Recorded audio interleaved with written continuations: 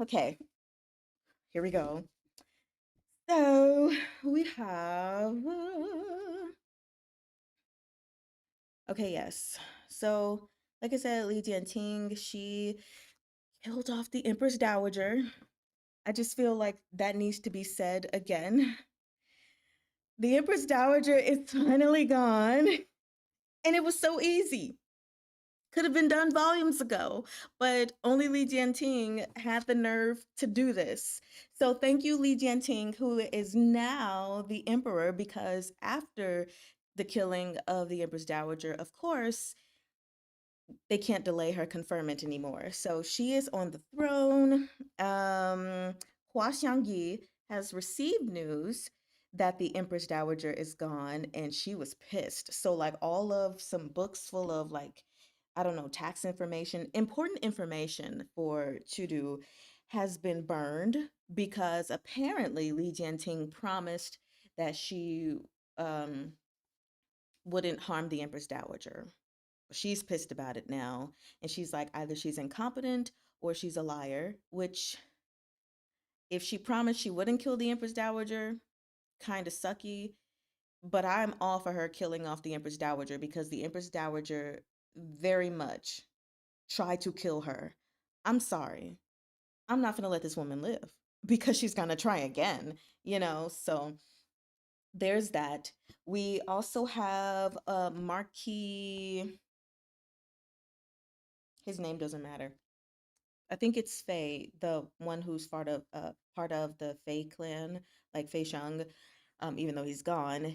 He got got his grain from Shenzichuan to help feed the people of Chudu because the granaries were empty, even though it was said that they were filled. So that whole investigation thing was going on. But I think it was Pan Lean, one of the pawns, the older pawn, basically, told them, like, no, those granaries were empty. So the people couldn't be fed that way. So, of course, he got the grain back, but it was from Shanzichuan. And so he got in trouble for that. But instead of killing him, since he did save the people, essentially give them something to eat, then Li Jianting decided to beat all of the people that I think, like, he had personally hired and gotten into office, basically. So there's that. But he gets to stay alive, you know. Then we have Qi Juyin. She is now Prince Dongli, something like that. Dong something. The point is, she's been elevated to prince, which is pretty epic. Number one, because only two other people had been named prince. That would be Shen Zichuan's father and Xiao Fangshu, Xiao Chuye's father, which is very ironic. Both of their fathers were the only people conferred prince. So, pretty big step for her. And then the other thing that's very important is, at least I feel is important, we'll see what actually is going to come as a result of this. But Xue Xiu Yi, Xue Xiu Zhuo's brother, his incompetent brother, he's pretty upset now. Okay, so we're gonna see what happens with that because he's like, I want to see Xue Xiu Zhuo fall. He took my son, won't even let me see my son. He's taken over the whole household and everything. And this guy has been incompetent during the entire series. But like I said, I think in my notes at one point, even incompetent people can be pushed to competence, if the right things happen. And this could be the right thing to happen. Xue Xiuzhuo just finally getting under his skin. So we will see if he plays an important part in Xue Xiuzhuo's fall or not. But apparently he's being used in some way, or will be used in some way, by Shen Zichuan because he's connected with Ge Qing and they're doing things. So we shall see. Another important detail, um,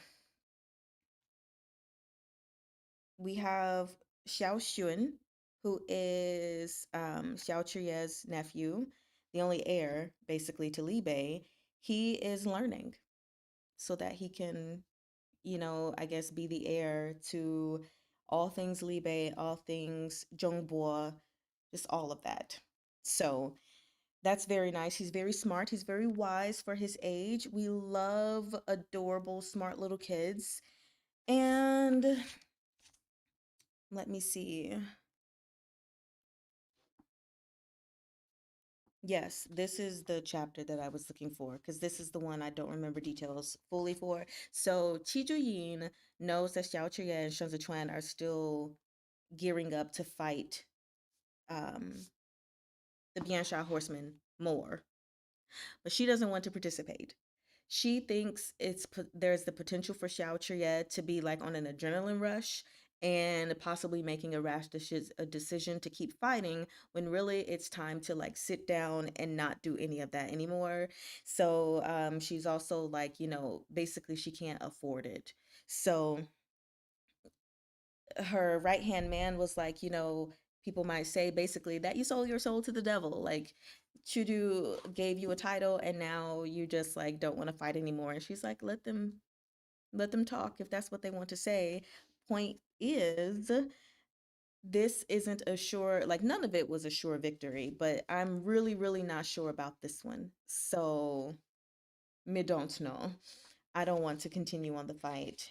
Um, and so in the end of this volume, we have, I guess, a letter from Lu Guangbai that was tucked away. So I guess it was never actually given to to Yin, but basically saying, he left the commandery without authorization. It was his dereliction of duty. He has failed the people of Qidong. Um, it is a wrong he cannot rectify except by slaying the enemies on the battlefield. And he will always be a general under her command, although they're not fighting this battle together with mountains and rivers and a bright moon as his witness, he will not fail her. I am really hoping that this is not a goodbye letter, like goodbye to the series, as in death. He has to stay alive. Okay. He has to stay alive. But yeah, that is pretty much where we left off. Hopefully, that was a good enough recap. I'm so sorry I don't have more. I started rereading it and I thought it was going to take me a lot longer than it actually did. And so when I finished, I was like, fuck. Oops. So, um, was that a good recap? Just let me know if anyone has any questions. I'll see if I can like remember and answer them. Han Chung is also dead. Li Jianting killed him herself. A fierce queen. Okay. As soon as the Empress Dowager saw that, she knew she wasn't gonna live. Yeah, the only one who had the balls in court. I don't like the new emperor, but she's so valid for wanting to grasp for power and ruin everyone who has done slash wished her harm. I can't say I dislike her. I actually kind of sort of like her. I feel like I need more time with her to see if I genuinely think she's a good person or not. But as far as her taking the reins of things, I'm feeling it because like even the Empress Dowager was like, Xue Shu is over you, like he's gonna control you. And I think she has a brain of her own and she's like, no, no one's going to use me. And even when Sheshu Jewel suggested some punishment for the Hulian Marquis, she was like, no, this is how I'm going to do this. But then I think she gave a reward to Jiang Qing Shan to like appease him. So she's like, give and take. She seems like she might be really smart. Wise, actually, not smart, wise. Do I think she'll be a good emperor, though? No, probably not. I think the power will go to her head at some point and she'll make really dumb mistakes. Only one way to tell. I actually do think that there is going to be some unnecessary conflict as well because she already has a problem with Shan Zichuan. And in all honesty, like They have nothing to do with each other, but she's thinking that I think she's thinking that Shen Zichuan might be vying for power in Chudu as well, which no, I think you'll be fine if he just has Zhongbo. You know, so it's just like what? I'll be playing this in the BG while I read TJOJ or Doom Scroll. Maybe Doom Scroll. Oh my gosh.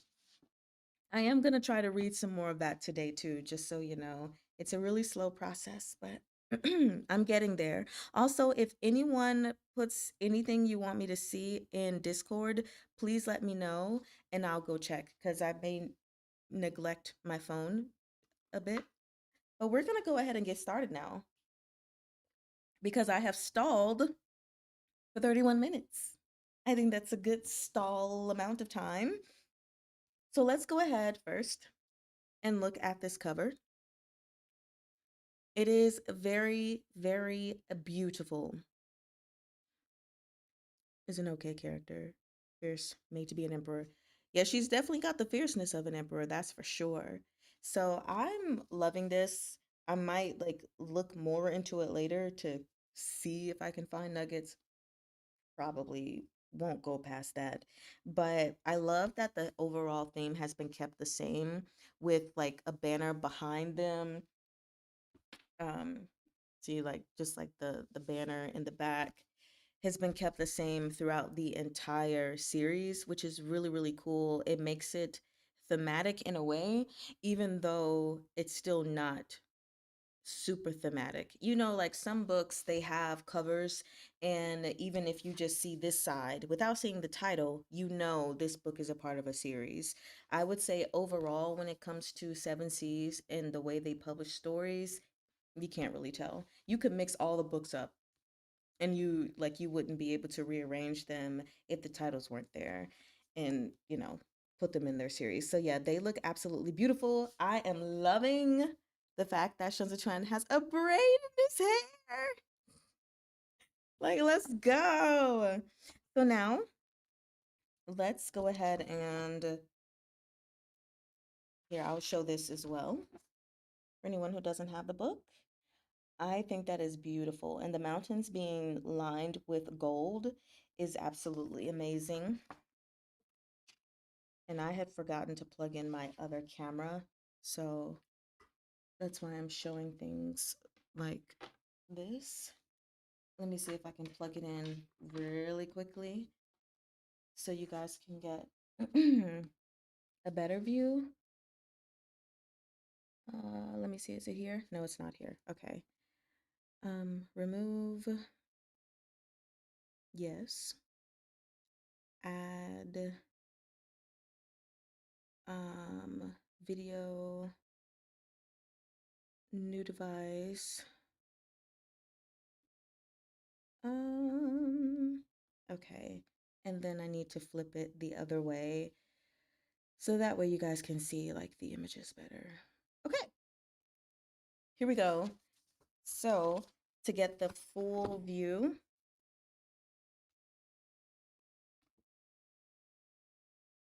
without my ring light glare. Oh, here we go. Bada boom. Very pretty. They gave us a character guide. Yeah, I'm going to that next. Actually, that's why the pages are starting so late. So here's our beloved map. Yay. We love those. And it looks like, you know, more information like on that side, I think.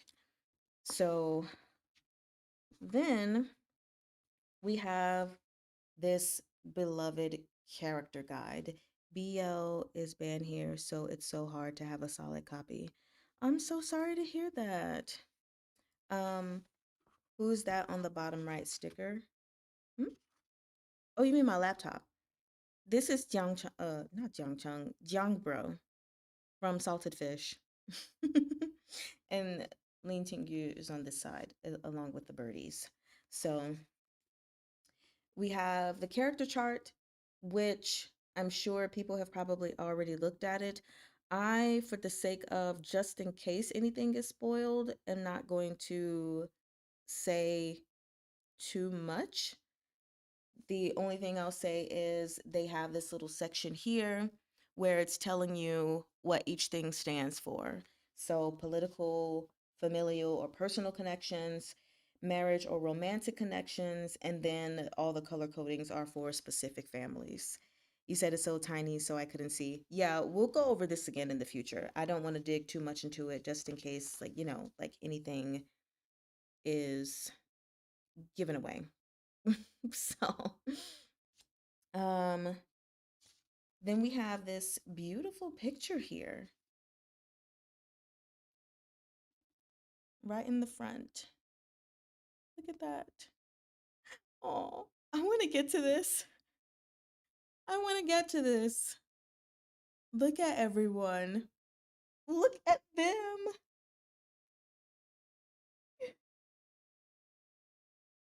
You said is the character chart in other books? Nope. It's only in volume 8. Everyone looks so good. There's Chout, my babe. Yeah, when you look at this cat is huge. That cat got so big. Oh my gosh. Everyone just looks so amazing. I love it. So, those are all of the nice little goodies before we start reading. How come they didn't put a chart like that from the start? It would have made things so much easier. I do believe that they should have made a chart from the start and just done it volume by volume. So, of course, not having this entire thing, but for all the connections that were made in volume 1, they could have put it in a chart. And then the connections in volume 2, they could have just added and added and added. That would have been very, very helpful. But since they did not do that, it's kind of just like wah, wah. So we've got several chapters, lots of chapters to read, and then 1, 2, 3, 4, 5. It's going to be 6 extras, just so you guys know. They do look so happy, right? They look so happy and so cute. So we are going to start with chapter 263. I'm going to take a sip of my water now. Yeah, they did it for the maps, right? So why couldn't they do it for the characters? I said for the people who have a hard time distinguishing people, I think overall it was pretty easy for me, but then again, like I've been studying Mandarin for a while, so I don't know. It was just easy for me to remember everyone. But for people who it's either difficult to remember details or just like difficult because it's a lot of people and it's Chinese names, it would have been very, very helpful. Let us begin. Feels like it's been so long.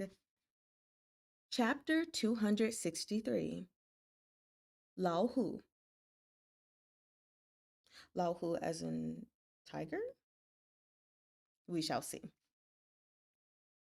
In the 18th month, Zhongbo's autumn harvest was sent to the granaries. On Shen Zichuan's orders, Wang Xian went on an inspection tour of the 6 prefectures with Yu Xiaozai, where he tallied and prepared a report of all Zhongbo's grain for submission to Duanzhou. The carriage wheels crushed the gravel underneath as they rolled along the road. Dressed in a round-collared robe, Wang Xian watched through the window as the city of Duanzhou loomed larger on the horizon.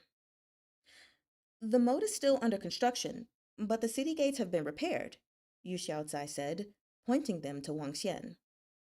Min Xianxiong, this is where his lordship defended the city. Footnote number 1, Xiong is a word meaning elder brother. It can be attached as a suffix to address a male peer. So it's friendly. Wang Xian nodded and wiped sweat from his brow. Yu Xiaocai had worked with Wang Xian when they were both still in Chudu, but owing to the difference in their positions, they were merely nodding acquaintances. It wasn't until this year that they had truly become familiar with one another. He said consolingly, "His lordship is generous to those who work for him. Since he's willing to use you, it means he's willing to trust you. There's no need to dwell on the past." Wang Xian smiled ruefully. "I was demoted from the capital and exiled to Zhongbo. If it wasn't for Arya looking out for me, my head would have already rolled. I'm beyond grateful to his lordship for letting bygones be bygones. How can I possibly bear a grudge? I'm simply afraid I'll stumble over my words in the hall later. Yu Xiaocai understood Wang Xian's misgivings. After some thought, he said, Just look at me, Min Shanzhong. I came to Zhongbo at the behest of my teacher, Censor-in-Chief's son, to negotiate a peace with his lordship. The talks failed, and returning to Chudu was no longer an option. I thought about buying a few acres of fertile land in Zhongbo and living out the rest of my days as a commoner, but his lordship promoted me, appointing me as a surveillance commissioner of Zhongbo. Min Shanzhong, you were demoted and relegated to the provinces because you were caught in a crossfire during Arye's bribery case. Fu Lingye and his ilk pushed you forward as a scapegoat. Arya is a sentimental man. He's always remembered this incident, and you were so modest about your accomplishment in successfully preparing the military grain for Libe this year. For both personal and official reasons, his lordship won't make things difficult for you. Slightly more reassured, Wang Xian waved a hand. My meager contributions are hardly worth mentioning. The carriage arrived at the walls of Duanzhou and passed over the drawbridge. They alighted one after another and saw Fei Xiang waiting at the gates. Your Excellencies must be fatigued from your long journey. Please, come in, Fei Xiang said as he conducted the two of them inside. His lordship has prepared a banquet at the manor to welcome you. A little alarmed, Wang Xian said, This humble subordinate is merely following orders. How am I deserving of such favor from his lordship? Fret not, Yu Xiaocai said with a smile. His lordship isn't one for extravagant feasts. I'm sure it's just some common dishes to accompany the wine and tea. You said I'm so bad with names, so I have no idea who anyone is. I'm better when reading, so I have to read the books when I'll get the rest of them. Yeah, the only thing that I will say, which I think I recommended to someone before I continue, is when it comes, so these characters are important. Yes, like Tang Jiu Qing has done a very good job at making everyone important, but sometimes you don't need to remember names. Like you just need to remember events, things that were done. If you don't remember the exact noble that did this exact thing, just remember the thing that they did instead of trying so hard to remember every single person. You know, like even in real life, it's hard to remember the names of every single person in a classroom. So just remember key things really quickly.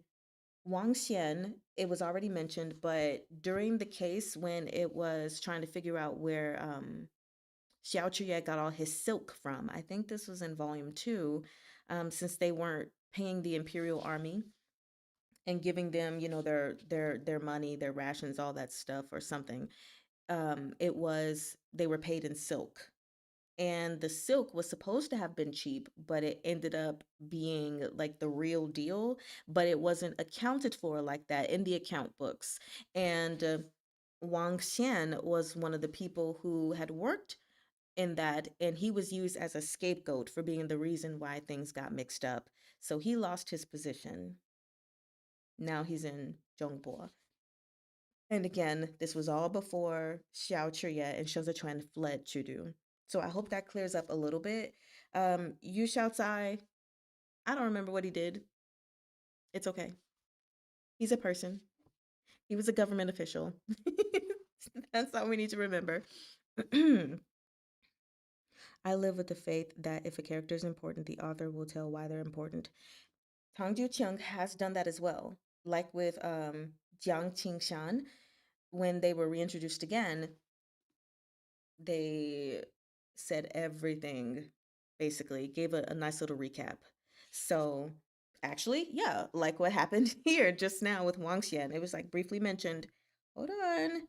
Remember the bribery case? Okay, so hopefully that clears some things up for anyone. And I know it's volume 8, kind of late, but hopefully what I said is also an encourager for you. If you don't remember everyone's name, just remember things that were done.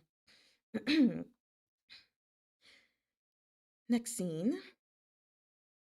Wang Xian has been swift and efficient in organizing the military grain, Shen Zichuan said, tilting his head to speak to Xiao Chuya behind him. What's even rarer is his ability to successfully liaise with the yamen of each prefecture. It's a waste to leave him stationed in Chaozhou.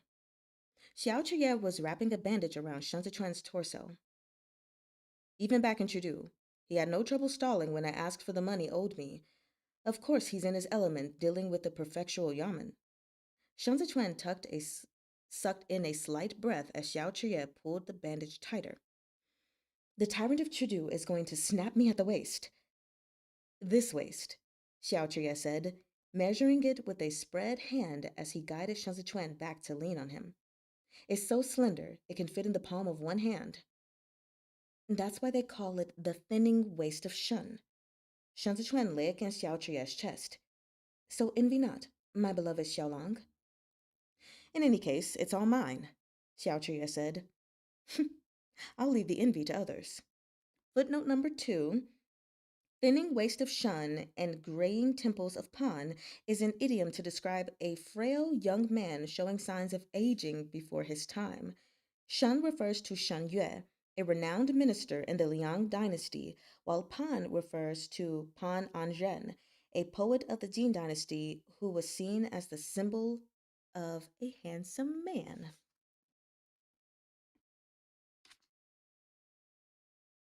Outside, the monk Jiren watched the maid servants file in and out.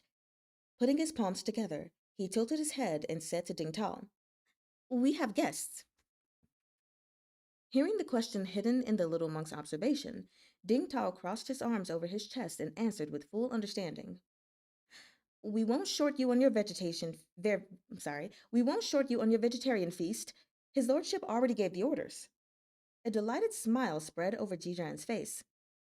Ani Taba, he lisped. Ding Tao Gaga, you're even smarter than the fish in the pond. Shen Zichuan had already stepped out of the main room. The preparations were complete in the side hall, and the advisors had all taken their seats. When Wang Xian and Yu Xiaocai arrived, they bowed to the prefectural governor before exchanging pleasantries with the other gentlemen at the table. The laying up of the grain in the 6 prefectures is an event of utmost importance for the rest of the year, Shen Zichuan said. Youjing and Minshan have both worked hard. In years past, after the autumn harvest in the 8th month, the 6 prefectures would sort the grain and put it into storage in the granaries. Then, in the 9th month, they would calculate the surplus to prepare their reserves for winter. Had Zhongbo followed their usual methods, there was no way Li Bei's military grain could have been prepared so quickly. Wang Xian, however, had been making preparations as early as the 6th month. The moment the battle in Duanzhou had concluded, he had asked the garrison troops of the 6 prefectures to allocate manpower to start harvesting the grain. They had finished most of the work before the 8th month, giving the 6 prefectures that were about to supply military grain time to catch their breath. Wang Xian hurriedly stood to bow. This humble subordinate is merely acting on orders. Our success is due to your lordship's foresight. I heard Tang Taihu gave you a hard time in Duanzhou, Xiao Chuye asked Wang Xian with a smile. He hadn't yet picked up his chopsticks. General Tantai is concerned about the war. It's only natural for him to ask about the preparations. We had a rousing chat in Duanzhou. Wang Xian knew Xiao Chuye had personally assigned Tan Taihu to the Duanzhou garrison. He was an accomplished general who could speak before Shen Zichuan. Of course Wang Xian couldn't afford to offend him. I wouldn't give any credence to those rumors. Hi, Vigo! Then it must be true. This wasn't the first time Tan Taihu had clashed with civil officials. He was impatient by nature, but he was a trusted subordinate of Xiao Chuye, so he and the officials and clerks in the Duanzhou Yamen had tolerated one another at first. His military reports were submitted directly to Shen Zichuan's desk, with no need to pass through the hands of the prefectural Yamen. On the surface, there should have been no opportunity for conflict to arise between the two parties. But the Duanzhou garrison troops, who had been rewarded several times, boasted of being a branch of the imperial army. After the Battle of Duanzhou, they reveled in their distinguished reputation compared to the other prefectures' garrison troops. The preparation of military grain was a matter between Wang Xian and the Six Prefectures' tax circuit intendants. Despite that, Tan Hu had boldly inserted himself. When the world was at peace, disharmony between generals and ministers merely made the work more difficult. But in times of turmoil, discord between them was a critical issue that could disrupt the entire board.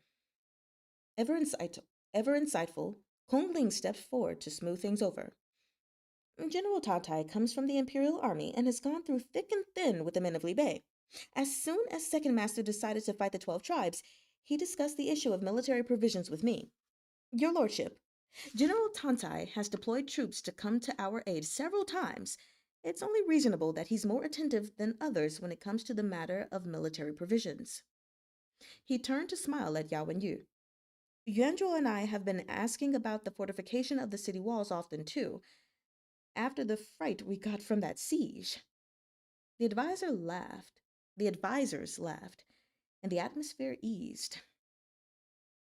Back when Min Xiong served as the secretary for the Ministry of Revenue, Censor-in-Chief's son often praised you as efficient in your work, Yao Wenyu added.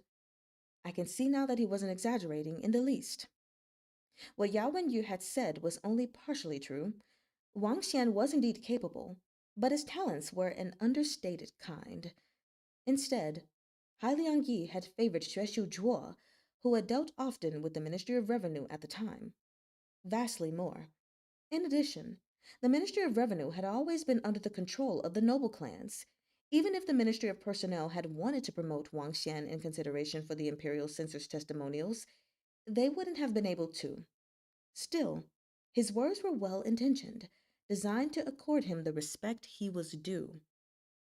Wang Xian had been an official in the capital for too long not to understand this. Yao Wenyu's intent was equal to Shen Zichuan's intent. Since Yao Wenyu had spoken up to placate him, he ought not say any more. The matter of his disagreement with Tantai Hu had already been made known, and his lordship and the second master would follow up as they saw fit. Wang Xian bowed. Also, it's really sucky to hear that Tantai Hu has gotten somewhat of a big head, but anyway. Wang Xian bowed. How would I dare accept such praise from Yanzhuo? This humble subordinate is truly unworthy. He relaxed a little and continued. As for the military grain, this humble subordinate is still in need of General Tantai's advice in certain aspects. Fortunately, the general didn't mind and carefully analyzed the pros and cons with me. To tell your lordship and Arya the truth, this humble subordinate might have managed matters pertaining to the military grain back in Chengdu, but when all is said and done, I've never handled supplies over such a long distance. General Tantai advised me in detail on issues such as wear and tear of grain wagons and the increase and decrease of military supplies. Hong Ling cast a glance at Zhou Gui, who sat not far from him, and lamented inwardly. As expected of an official from the capital, he's smart and perceptive, and understands your meaning from only a few words. Zhou Gui had arrived several days before Wang Xian and Yu Xiaocai, so to report on the preparation of military grain. I definitely messed that up. Zhou Gui had arrived several days before Wang Xian and Yu Xiaocai, also to report on the preparation of military grain.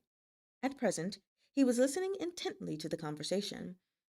He only found Wang Xian to be measured in his conduct and tactful with his words, and couldn't understand why Cheng Feng kept looking at him.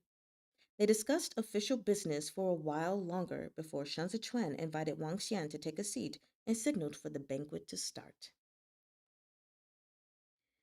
When they returned to their room that night, Xiao Zhiye seemed vexed as he slipped out of his clothes. Shen Zichuan kicked off his shoes. You know how Lao Hu is. He knows better than to become arrogant because of his achievements. Xiao Zhiye threw his robe aside. The Duanzhou garrison troops were all recruited from Fanzhou and Dengzhou. There is a significant number of former bandits among them. If military discipline is lacking, it doesn't bode well. Candlelight spilled over one side of the wolf on Xiao Zhiye's back. It looked very imposing indeed. Shen Zichuan stretched out a finger and poked it. Xiao Chuye reached back to grab his hand, then gave it a squeeze. I know Lao Hu won't let his victories go to his head, but I fear if he lets himself be egged on, he'll shape the Duanzhou garrison troops in imitation of the Imperial Army. The Imperial Army were a slippery bunch who knew how to shirk work, but that was only the case when they were idle. In times of war, they were the first to draw their blades and charge into the battlefield. The Imperial Army dared to play at being ruffians because they were not ruffians at all. All 20,000 men were elite soldiers Xiao Jie had gone to great lengths to select and train. As they were all from registered military households, they had been through different training than Zhongbo's fresh recruits. The Imperial Army soldiers had once been given the cold shoulder in Chudu, and their characters had long since been tempered into the resilient army they were today.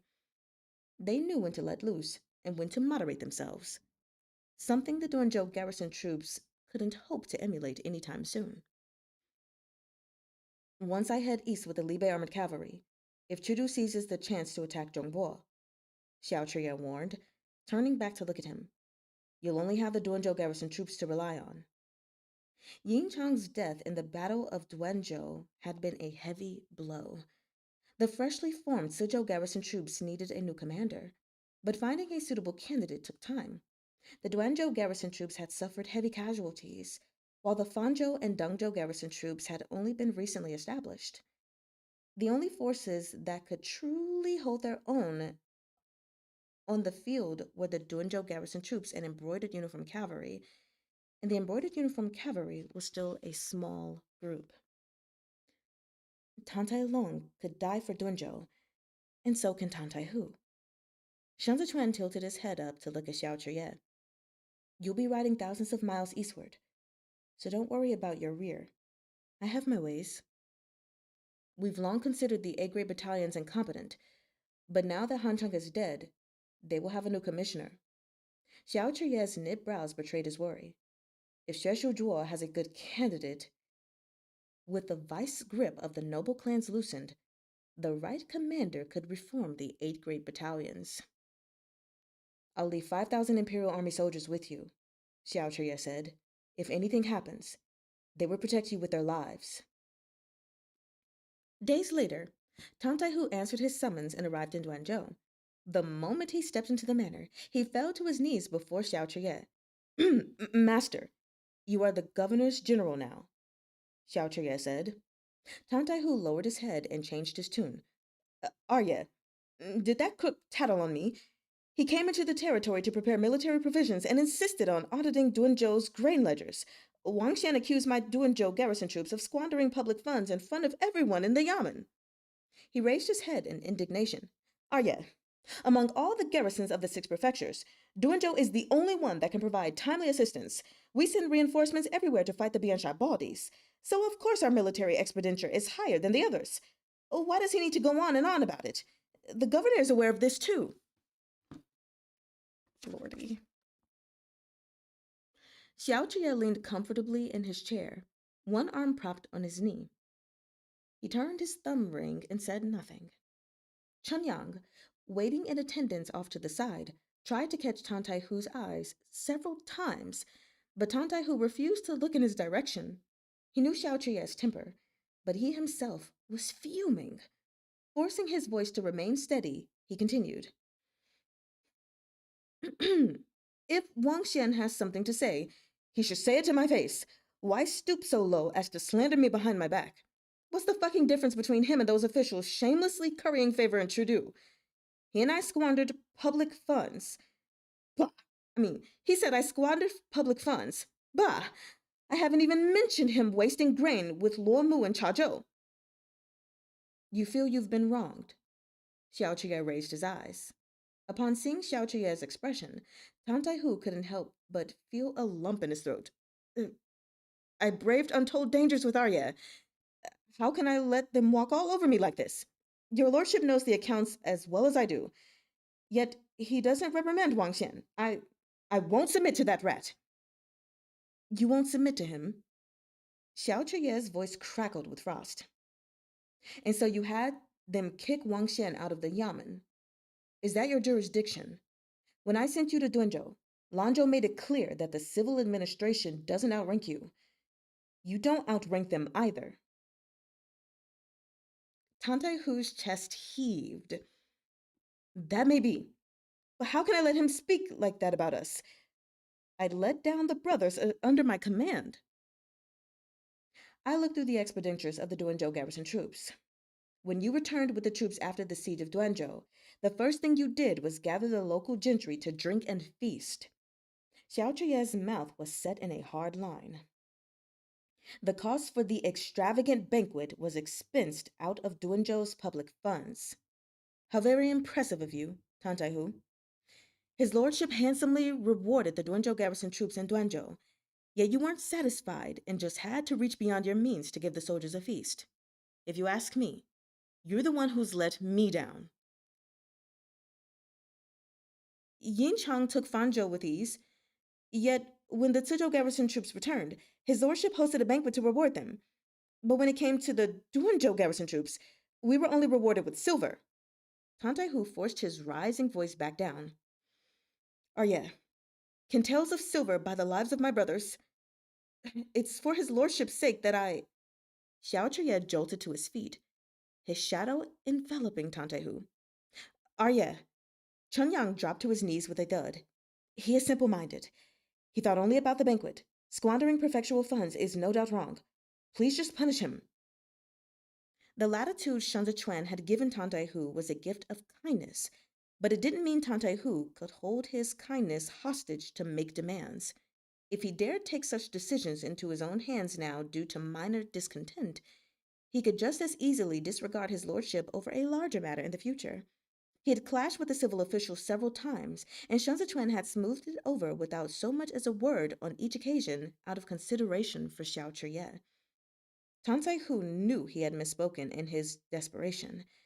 He kept his head down, but he couldn't bring himself to plead for mercy. Give him the ledger of the Duanzhou granary. Xiao Chuye picked up Wolf's Fang and fastened it at his hip. Show him the land Tantai Long guarded with his life.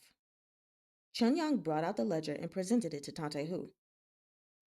Your soldiers, Xiao Chuye emphasized the words, were free to fill their stomachs only because the commoners of Cizhou and Duanzhou tightened their belts to make every coin of grain of rice count. You served all kinds of delicacies at your banquet, but my Lanzhou, bedridden, was still eating wild vegetables in Duanzhou with his advisors. Tantaihu's eyes reddened as he looked at the details in the ledger. He had realized the error of his ways, but still he was reluctant to concede. The granaries looked abundant the last time I saw them in Duanzhou. Xiao Chuye whistled, raising an arm from Mengmo. From Mengmo. That is a blunder. Okay, for anyone who doesn't know, Mengmo comes from SVSSS, which I have been rereading for the fourth time. I don't know why I just did that. I'm so sorry.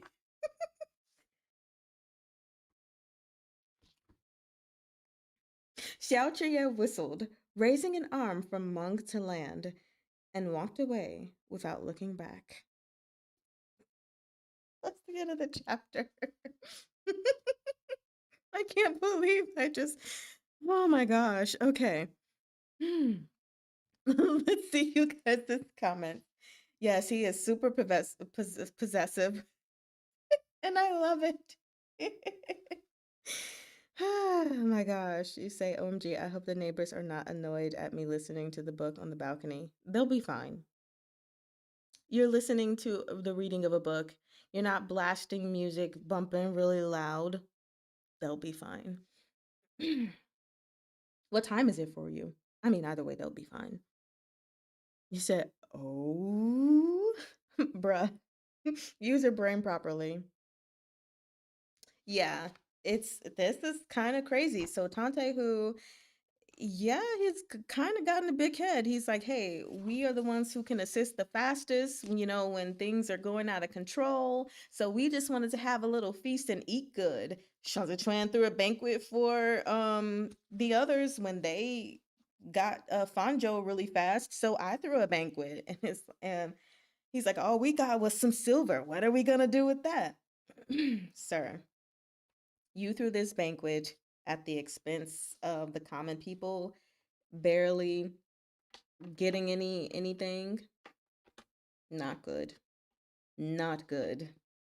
Also, while Lonjo was sick, not good. And at the end of the day, just my thoughts on this chapter before we move forward. Like, it doesn't matter if a banquet was thrown for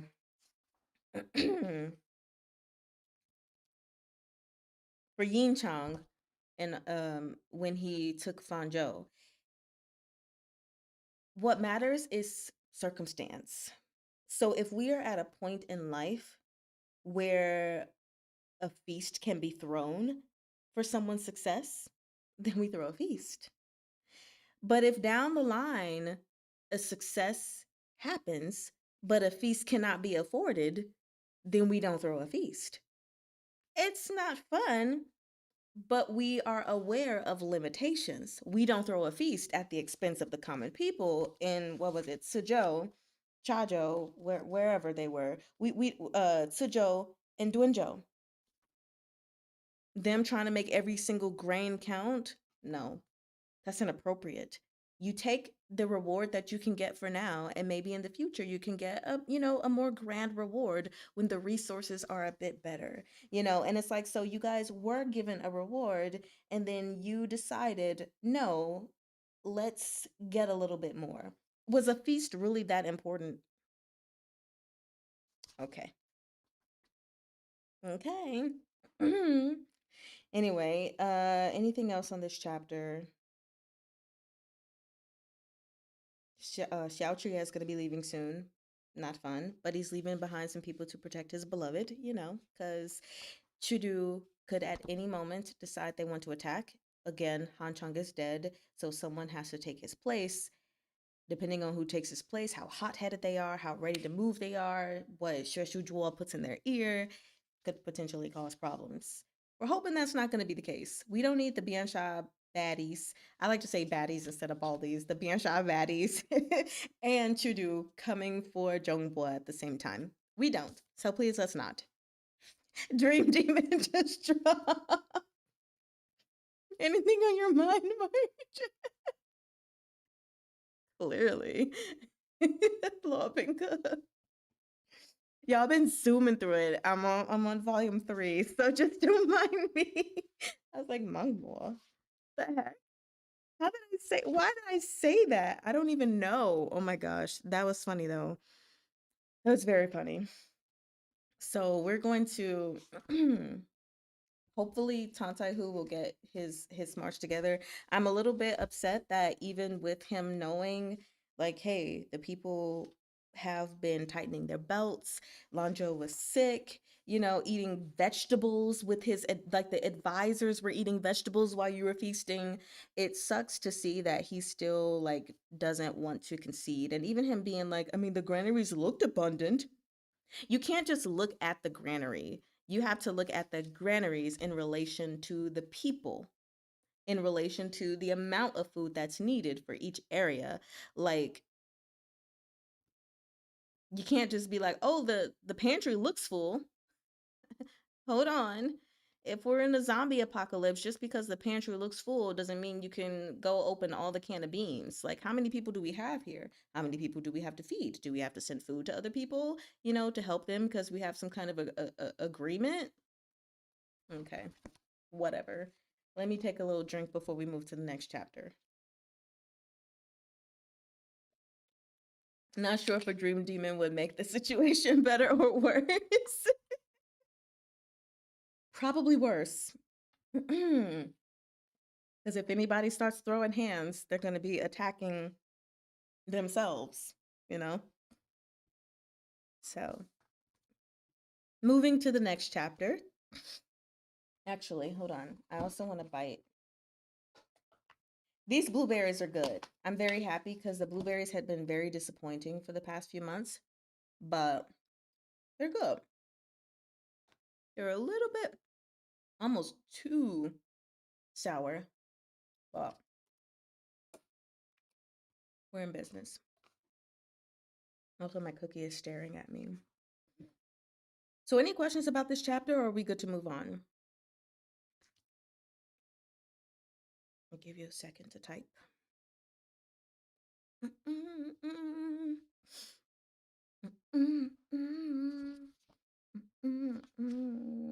think my camera is in reverse, so I'd be forgetting what side is which. Yeah, look at that.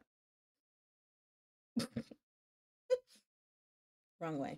Okay, looks like there are no questions, so we can move on. Chapter 264. Shao Clan. A new clan. All right, we're doing it, I guess. Also, I don't have all my notes out here, which I should. That's okay. I made my sticky notes in case I wanted to leave notes. Oh well. You guys like my bookmark? Sorry. Chapter 64. Shao Clan. The preparations for the expedition east concluded at the beginning of the 9th month. Chun Yang and Guo Weili set off with the provisions ahead of the main troops. You haven't heard the beginning, but you'll be fine, probably. Hopefully. Yeah. You should be fine, I think, from like the first pages of that chapter. But still go back and listen anyway. But you should be fine. Sorry. The preparations for the expedition east concluded at the beginning of the 9th month. Chen Yang and Guo Weili set off with the provisions ahead of the main troops. The trail past Mount Luo, no, I'm kidding. The trail past Mount Luo had been restored, so the Zhongbo grain wagons would travel directly from Duanzhou to Mount Luo, and then from Mount Luo to Second Sand Camp. Li Bei had mobilized large numbers of troops from all its camps, leaving Zuo Tianqiu and Zhao Hui stationed at the first and second sand camp respectively for defense. This time, Xiao Zhiye would take 90,000 of Li Bei's best soldiers with him. It's a lot of soldiers. Woo! Who's talking? Okay. You alone carry all these men's provisions on your shoulders, Xiao Jiming said to Shan Zichuan. He gazed out at the Hongyan Mountains jutting up along the horizon. Dressed simply in his day robes, he showed no sign of ill health. When Aya returns in triumph, Li Bei shall have to thank Zhongbo properly. Amur has wild ambitions. If we don't wipe him out in a decisive strike, he will return again. When that happens, Duanzhou will be the first to bear the brunt of his attacks. This expedition is for Zhongbo's sake as well. Shan Zichuan turned aside. The 10th month is when the common people have spare time to supplement their families' incomes. The 6 prefectures can focus on the construction of fortifications. By setting off now, Aya won't disrupt the commoners' farm work by marching an army across the land, at least not until the 3rd month next year. The wind sent Xiao Jiming's sleeves fluttering, revealing the arm guards on both wrists. He's a chief commander now. Shan Zichuan often felt Xiao Zhiye's caresses on his cheek at night. It didn't matter what work he had during the day. Unless it was absolutely necessary, Xiao Zhiye would prefer to remain at home. He would much rather gaze upon Lanzhou all day and all night. A prized sword is sharpened through honing. Shan Zichuan followed his gaze to the Hongyan Mountains, a complicated look in his eyes. My greatest concerns are rough terrain and bad weather. This expedition will prove arduous beyond our imagination. With Lu Guangbai there to assist Aya, you needn't worry too much. Xiao Jiming looked at Shan Zichuan. Yizhi said you were badly injured and bedridden after the Battle of Duanzhou. Now that most of the Li Bei armored cavalry has left, only Wu Ziyu at Mount Luo will be available to assist Duanzhou. If anything happens, you must go to him for reinforcements. Of the 120,000 soldiers, that's a lot, sorry. Of the 120,000 soldiers of the Li Bei armored cavalry, only 30,000 remained. The Li Bei homeland was a massive territory, and the manpower left behind in each camp was scant. It would be difficult to mobilize any forces. Until Xiao Zhe's return, Shan Zichuan would only have the Duanzhou garrison troops, the embroidered uniform cavalry, and the 5,000 men of the imperial army Xiao Zhe had left behind. Shan Zichuan's brow creased slightly. Has Daga heard any rumors? Back when the noble clans ruled over state affairs, their power forced the talented men of Chudu into hiding. Now, Xiao Jiming smiled at Shan Zichuan. It's time for them to come forward and show their mettle. I'm sorry. I just have to go back really quickly. So, Xiao Zhe is taking 90,000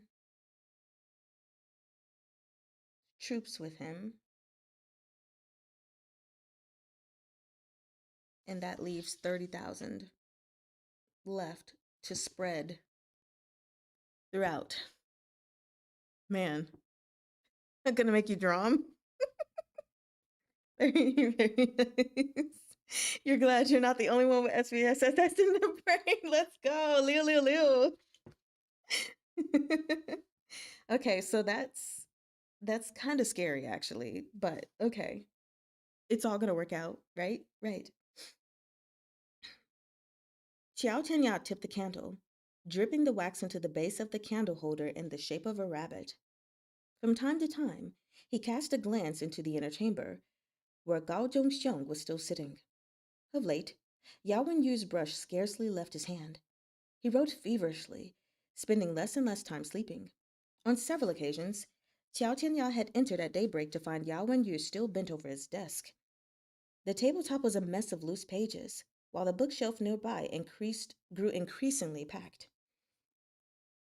The Imperial College spoke out in support of Xue Yanqing because he removed the noble clans from power, said Yao Wenyu. We don't know yet what will happen in the 10th month, but if Arya's expedition goes smoothly, Chudu will surely issue an official denunciation and call to arms by the 11th month. When the time comes, they will undoubtedly bring up Shen Wei's treason, Gao Zhongxiong said. That's right. Yao Wenyu dipped his brush in ink, but didn't put it to paper. Shen Wei's defeat was set in stone. Unless Shen Zichuan was willing to twist the narrative and foist Shen Wei's crimes onto Hua Siqian, he would have to weather the denunciation in both speech and writing, no matter how he tried to defend himself. Mr. Chung Feng and I made no headway during Mr. Chung Feng and I made no headway either during our earlier discussion, Gao Zhongchong said. It was the dead of night, and all was silent. Arm resting on the desk, he sighed at Yao Wenyu. If Shen Wei's name could be replaced with Di Gang's, we could claim his lordship is Di Gang's Shifu youngest son. Di Gang's Shifu's youngest son. Back when Duanzhou was under attack, Yao Wenyu waved a hand. When Xiao Jiming came to Duanzhou's aid that year, he personally verified the governor's identity. The embroidered uniform guard later went to Duanzhou and conducted a thorough investigation as well. His lordship's name was on the Shun clan's ancestral records. Besides, his lordship resembles his mother. There will be old acquaintances in Chudu who still remember Baicha's charm. Then what should we do?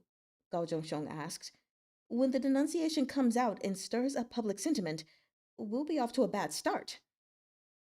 Yao Wenyu's brush hovered, but he still didn't touch it to the paper, letting the ink drip onto the paper. I messed that up. Yao Wenyu's brush hovered, but he still didn't touch it to the page, letting the ink drip onto the paper. Let me think about it some more, he said. It was growing late. Gao Zhongxiong could no longer keep Yao Wenyu from his rest. He stood and prepared to leave. But on seeing Yao Wenyu still deep in thought, he advised. We'll cross that bridge when we come to it. Look at how reluctant the people of the 6 prefectures were to acknowledge his lordship.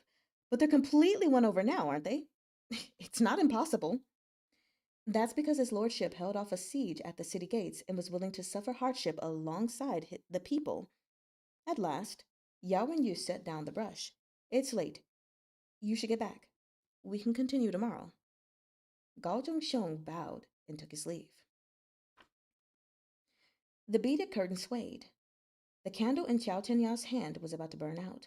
Glancing at Yao and Yu, still sitting at his desk, he said, It's true his lordship is a descendant of the Prince of Jianxing, but it's also true his lordship has reclaimed the wastelands in the six prefectures for farms and implemented the yellow register system here. Wax dripped steadily and covered the base of the candle holder as he continued, nonchalant. However, the authenticity of the girl emperor is a different story. Something stirred in Yao Yu's mind. He turned his head. The key in any game of Wei Qi, Xiao Tenya blew out the candle, is to seize the advantage by making the first move. Chudu was stiflingly. I don't know, my tongue just did a thing there. Chudu was stiflingly hot in the ninth month. Leaving morning court, Sun Yu spotted Chunjun, the minister of war, at the entrance of the palace. Surprised, he walked over. I don't usually see you around. Are you waiting for me here because you wanted to speak about something? Chunjun gestured for Sun Yu to board his carriage. Once the two men had settled down in their seats, he stroked his well-groomed beard and began. I'm here to sound you out. A month ago, the 8th grade battalions began recruiting new soldiers, gathering the young and strong from the 8 cities. They have 40,000 now. What does Bojan have planned for these troops? Sun Yu gathered up his sleeves, confused. Why not ask him? The commander of the capital's troops ought to be nominated by your Ministry of War. What, you don't have a candidate? I've been the Minister of War for nearly 30 years. Whether it was the four generals of Yongyi or the 4 generals of Xiande, they were all recommended by me. How could I not have a candidate in mind? Chunjun looked uncomfortable. But the situation is different this time. Different how? The man I want to recommend, Chunjun said, is a steamed bun seller.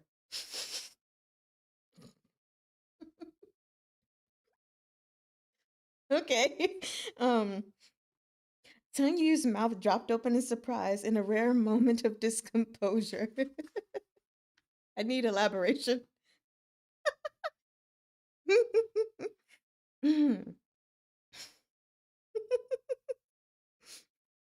Shunyi, this matter is of utmost importance. I hope you can. I don't know. Also, I need to make sure I know who's talking. I'm sorry. I need to see who's talking. Okay, Shunyi, this matter is of utmost importance. I hope you can work with me to persuade Borjan. Washington persecuted the loyal and virtuous, so it's to be expected that Chudu has no generals. Now that we have a sensible and wise new ruler, she will surely be able to exonerate former ministers who have suffered injustices. Chunjan had always been scrupulous in his duties before the throne. He lifted the hem of his robe and bowed to Sun Yu in the cramped interior of the carriage. During the reign of Yongyi, the Hua and Pan factions colluded with Jilei to frame the Eastern Palace for treason. The crown prince slit his throat in the Temple of Guilt, and countless subordinates of the Eastern Palace met their ends. Several officials from the Ministry of War were implicated, their entire families executed and estates seized. Don't you remember what happened to Xiao Changbi and Xiao Kanghai? The Empress Dowager is already dead, Sun Yu said. Even Her Majesty will likely have misgivings about dredging up the old Eastern Palace case. Besides, no one from the Xiao or Qiao clans survived. What are you planning to do? A thought occurred to him. Xinjur, don't tell me you. Xiao Changbi is my elder brother-in-law.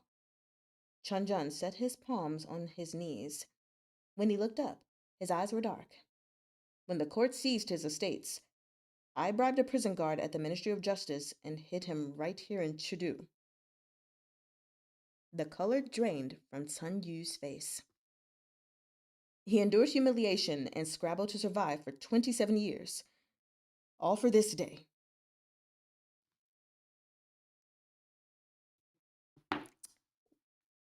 Well, what do you come? That's the end of the chapter. Where are we? No, sick boy. Yes, our beloved Yao and Yu. The poor people of QJJ, they have no air conditioning, right? Sucks. That's random. Well, he can't be the worst option. That completely threw me. It's a steamed bun seller. So, okay. All we need to know with this chapter is Shan Chuan is certain that Amur is going to try to strike. For anyone who doesn't remember, which I feel like this is a pretty important detail to remember, um, Heirigu, was it Heirigu? Who was the other guy under Amur? He's dead. Hulugu. That's who it is. Hulugu is dead. You know. Okay, so now it's just Amur and his troops left, and Shan Chuan is pretty sure they're gonna strike if basically the Libe armored cavalry and all of them don't strike, right? So strike while the iron is hot, as they say. And then the other issue we have here is Shan Chuan being denounced. Okay, at this point, everyone has been calling him, the traitor, along with Xiao Zhiye for killing Li Jianheng, which was not really the case, but they still had to run for their lives. And they've just been talking bad about them. They know that they've revived Zhongbo essentially, but nothing has really happened. However, if this next bout of the war is successful, if Xiao Zhiye returns successful, then it's possible that Chudu will have the official denunciation of Shan Zichuan. More than likely, they are going to slander him and talk all bad about him and bring up his father again. Which at first, while I was reading, I was like, I mean, that don't matter, does it? And even Gao Zhongxiong mentioned, he was like, well, he's got the favor of the people now. Like after that siege, and he stayed, he fought. That man nearly killed himself. Like, hello, I think he's pretty much got the people. However, it's still important to preserve Shan Zichuan's image, right? Because even though he's done something good, he still has that negative past behind him. So if Chudu can spin it well enough, that can possibly stir the hearts of the people again, remembering that, potentially thinking, okay, one day he's going to turn on us again or do something bad for us, just anything. So it's like, what are they going to do to preserve Shan Zichuan's image for his people where he is? So we'll see how that goes. And now going to this Shao clan, apparently. So, yeah, these were people who were part of the whole Eastern Palace craziness before. Person should be dead. Okay, put it in the simplest terms. Person should be dead because person was part of this clan that was supposed to be dead. Person not dead. Person hidden for 27 years. Person back now. Apparently, steamed bun seller. Person nominated to take over the military in Judu. Um, okay, so we'll see how that goes. We'll see how that goes. You said let's dig up more hidden heirs, right? Let's just dig up more hidden people. Why not? Because every time we think everyone from one clan is dead, there's always one survivor. That one survivor that can live to tell the tale, that one survivor who can step up and be like, I am so and so from so and so clan, and this is what really happened. Just ridiculousness. So let's see, shall we? You said Hassan. um, look, was it Hassan? I think it was Hassan. Hold on. This is what this character chart is for. I'm sure it's on here somewhere. Let's see, Amur and his allies. Yes, Hassan. It was Hassan that was murked. Cling. But Hulu. Yeah, because who is Hulugu? Hulugu is from Thousand Dollars. After SVSS, there's thousand.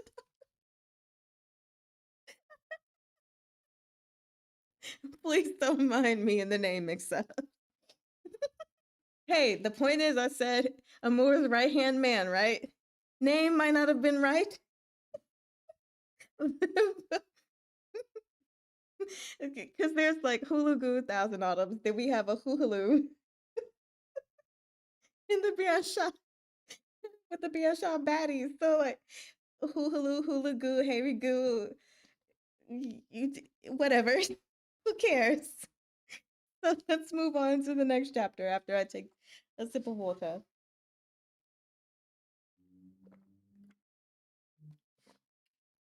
Okay. Clearly, I need to reread Thousand Autumns too, as well, though. So I guess I'll do that. Chapter 265 Chung Bi. It was deep in the night when Gu Ting Ting stopped at the steamed bun stall on the way to the Temple of Guilt. He plucked a few coins from his palm. Sir, 2 buns, please. The old man who owned this steamed bun stall was blind in one eye. He turned his head slightly as Gu Ting Ting spoke, as if trying to hear what he was saying. He lifted the lid of the bamboo steamer and wrapped up the last 2 steamed buns in oil paper before handing them over. Thanks, Gu Ting Ting said. For an old customer, no charge, the old man replied, his voice hoarse. Gu Ting Ting, in the middle of handing him the money, froze with his arm outstretched. His eyes flicked up to stare at the old man. Most of the lanterns on the streets had gone dark by this hour, leaving only one, in the last throes of its life, hanging near the steamed bun stall, casting long shadows over the ground. Back when Gu Ting Ting was in the embroidered uniform guard, he'd always treated his colleagues to the buns here. It wasn't that the steamed buns from this stall were particularly tasty, but the location had been convenient. He could head directly to the Temple of Guilt from here. His jaw was shadowed with stubble now. He was no longer as fresh and clean cut as he had been in those days. What was more, he no longer carried himself like a soldier. His mannerisms were no different from any normal merchant. Yet this blind old man still recognized him. Oh, you remember me? Gu Ting Ting asked offhandedly. Lifting the steamer tray in his arms, the old man hobbled as he tidied his stall. A wounded leg gave him a limp. He stacked the trays, dragged out the water basin from under the table, and tossed the dirty bowls and chopsticks in. You were here yesterday. Gu Ting Ting took a bite of the steamed bun. You've got the wrong guy. The old man washed his bowls and didn't speak again. Standing in the street, Gu Ting Ting finished his buns, then fished out a handkerchief to wipe his hands as he strode away. The wind, carrying the faint fragrance of rouge, set the darkened lantern swinging noisily. Just before Gu Ting Ting stepped into the shadows, he turned and tossed the copper coins in his hand back toward the stall. The coins clicked as they landed on the greasy tabletop. He tucked his handkerchief back in his robe and walked off. The old man washed the dishes in silence. Only when it was almost dawn did he put the bowls and chopsticks neatly away. Nearby, a vegetable vendor pushing a handcart shouted, Uncle Chung, open for business so early? The old man pulled the towel off his shoulder and wiped his brow. Nah, I'm quitting. Huh? The vegetable vendor set down the cart and leaned an elbow against the edge of the stall. But why? The old man tossed the towel onto the table, but didn't touch the money Gu Ting Ting had left. He turned his gaze toward the end of a street. I have another job now.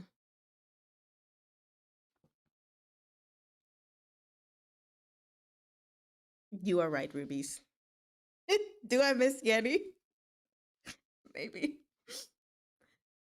Li Jianting dozed. The memorial in her hand slipped down into her lap. A sudden weight on her shoulders jolted her awake. She slapped away Fu Man's hand and cried, How dare you! Fu Man, The blanket still in his hands, dropped to his knees and slapped himself on the mouth. This humble servant deserves to be struck for disturbing your majesty's rest. I ought to be beaten. Seeing that it was only Fu Man, Li Jianting let her head fall back in relief. Fu Man snuck a glance at her. There are basins of ice inside this hall, so it's quite cool. If your majesty is tired, this humble servant will walk you to your rooms for a rest. Without waiting for her answer, he made to stand up and assist her. On your knees, Li Jianting hissed. Fu Man hurriedly dropped back to the ground, both hands holding a blanket high. Aggrieved, he said, your majesty, please be appeased. This humble servant was only anxious for your majesty's health. His voice reminded Li Jianting of the men she despised. She groped for the memorial in her lap, only to realize her hand was trembling. Fu Man shuffled forward on his knees. Your majesty mustn't get angry because of this humble servant. Your health is of utmost importance. Li Jianting gathered herself before she could jump to her feet and back away. Clutching the memorial, she allowed her expression to soften slightly as she said, We had a nightmare earlier. We must have frightened you. Hurry and rise. Only when Fu Man saw Li Jianting's neutral expression did he set his mind at ease and stand up. It's cold in here. The next time your majesty feels tired, just summon this humble servant. Teacher will be here later. Li Jianting tossed the memorial on the desk aside as Fu Man drew closer. Why aren't you waiting in attendance at the office compound? Fu Man's mind was too preoccupied with his imminent promotion and wealth to notice Li Jianting's actions. He bowed lower in congratulations. This humble servant is here to report good news to your majesty. The grain ledgers from Jieshi are here? Li Jianting asked. Not yet. The relay station said they're on their way. It will probably be in the next couple of days. The good news is that the Palace Depository has worked out this month's accounts. Turns out, the depository has made 8,000 taels of 80,000 taels of silver for your majesty. I'll just read that sentence again. Turns out, the depository has made 80,000 taels of silver for your majesty. She hadn't expected this and blurted in surprise. Isn't the custodian of the palace depository new to his post? That's right, your majesty. And he was recommended by this humble servant. Fu Man positively beamed. He's Lord Xue Xiuyi, who used to work in the Ministry of Revenue. Xue Xiuzhuo's elder brother. Li Jianting's eyes darkened. If you ask me, Lord Xue's talents have been wasted before now, Fu Man said. He has only just assumed office, and he's already tapping new sources of income and reducing expenses. He's been keeping all the regional officials and merchants who come in the capital in line. How so? Your Majesty, anyone who brings goods into the capital must pay taxes. Fu Man bent over to whisper to Li Jianting. But they're not easy to collect. Too many dishonest crooks are shirking the tax, but Lord Xue has a way with him. He not only collected on all outstanding debts, he even acquired many rare treasures for your majesty in the process. The custodian of the palace depository managed the tribute regions outside the capital sent to Chudu every month. Half of the fruits and vegetables the emperor consumed came from this tribute. The custodian dealt with all the relevant merchants and regional officials.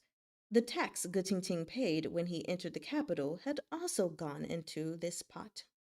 The position of depository custodian wasn't a high office, and the tax collectors under him were minor functionaries.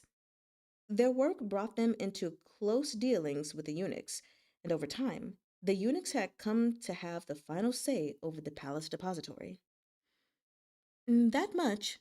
Li Jianting asked. This is still too little. Fu Man counted on his fingers.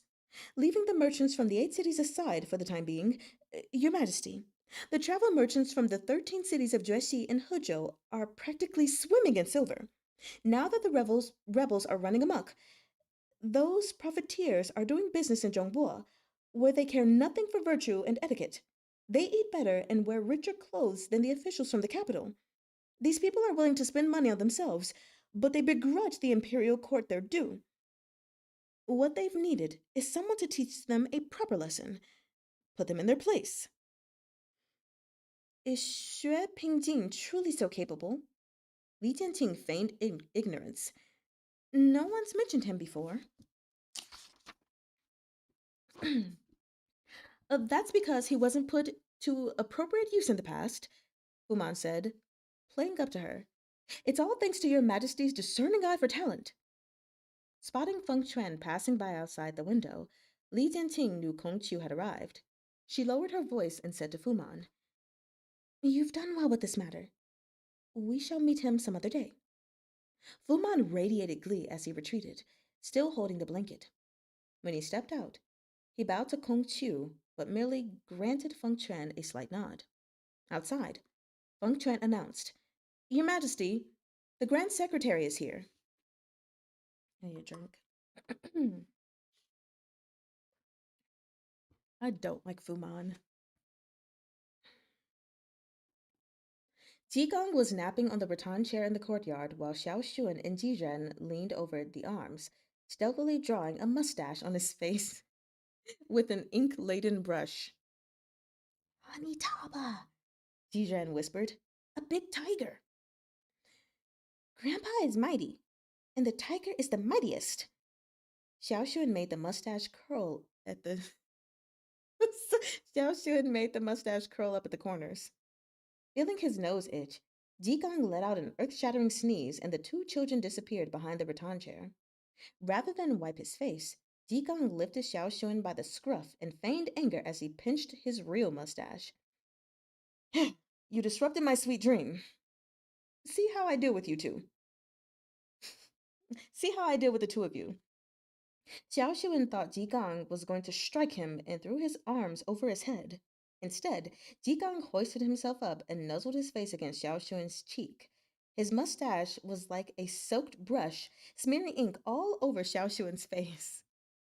Huoling Yuan entered to see Xiao Xun and Jizhan running in circles around the rattan chair. He followed the long walkway until he came under the eaves, where Fei Sheng was watching the boisterous scene with his arms crossed. Right? So cute. Would you look at the air? Oh, wrong voice. Sorry. Would you look at the air? He said to Huoling Yuan. He was so fair and clean when he arrived. Huoling Yuan nodded in perfunctory agreement. Are any of the gentlemen inside? Fei Sheng glanced at him. Is something the matter? Huoling Yuan retrieved an envelope from his sleeve pocket. It was Gu Qingqing's letter to the embroidered uniform cavalry, packed with information about the situation in Chudu. It was unsealed, already opened and read. Take a look. Fei Sheng accepted the letter. Sunlight shone upon the eaves, accentuating the vibrance of the residence's new coat of paint while concealing its age. When he finished reading, his expression was calm.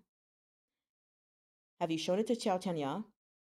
I haven't seen him, Huoling Yuan answered. He led Squad 3 out of the city first thing this morning. Hold on. Fei Sheng folded the letter, then turned to lift the bamboo blinds. He bowed as he stepped inside and reported. Master, I have Gu Qingqing's letter here. It's about the post of commissioner for the capital troops. The embroidered uniform cavalry daren't make any move until you look it over. Inside, Gao Zhongxiong fell silent. Shan Zichuan gestured for him to sit with his fan, then nudged the fan open with his newly bandaged free hand. Yay! To Fei Sheng, he said, bring it here. Fei Sheng opened the letter and set it down beside Shan Zichuan's hand. Shao Chengbi, Shan Zichuan said. I remember no such person among the official reviews from the reign of Xiande. Was he recommended by Chanzhen? Master. Fei Sheng bent slightly and reminded him. He was from the Ministry of War. Shan Zichuan's expression tensed slightly. He read it again. The Ministry of War during the reign of Yongyi? He looked at Fei Sheng and swiftly tried to recall. That would be Shao Chengbi, the vice minister of the Ministry of War, who was thrown into prison when Jilei framed him after the Eastern Palace case. Master has an excellent memory. It is indeed him, Fei Sheng replied. Now that the A-grade battalions are calling themselves the capital troops, all officers of the 6th rank and above were dismissed and replaced. On the Minister of War, Chen Zhen's recommendation, and after the Grand Secretariat's vetting, the position of commissioner was granted to Shao Chengbi, who had changed his name to Chungbi. Okay, I mean that's not much of a difference. For just for anyone who can't see it really quickly, hold on. Um, I mean, we would need to see the characters, I guess, but he changed his name from Shao Chungbi, one word, to Chung B, two words. So like, w- what are the characters? Okay. Ting said this man never left Chudu all these years. He went into hiding close to the Temple of Guilt, where he sold buns. Hmm. Xiao Chengbi is Chunjun's elder brother-in-law. It's reasonable for Chunjun to have wanted to save him, but he ought to be over 60 years old by now. Shan Zichuan closed the folding fan. Chudu wants to give him the tiger tally, but can he still mount a horse and wield a spear? It's not just that, master. In order to conceal his identity, he destroyed his voice with poison and even blinded himself in one eye, Fei Shang said. As the Minister of War, Chunjan had recommended numerous able generals throughout his career. This man was like Sun Yu, a connoisseur with a discerning eye for talent.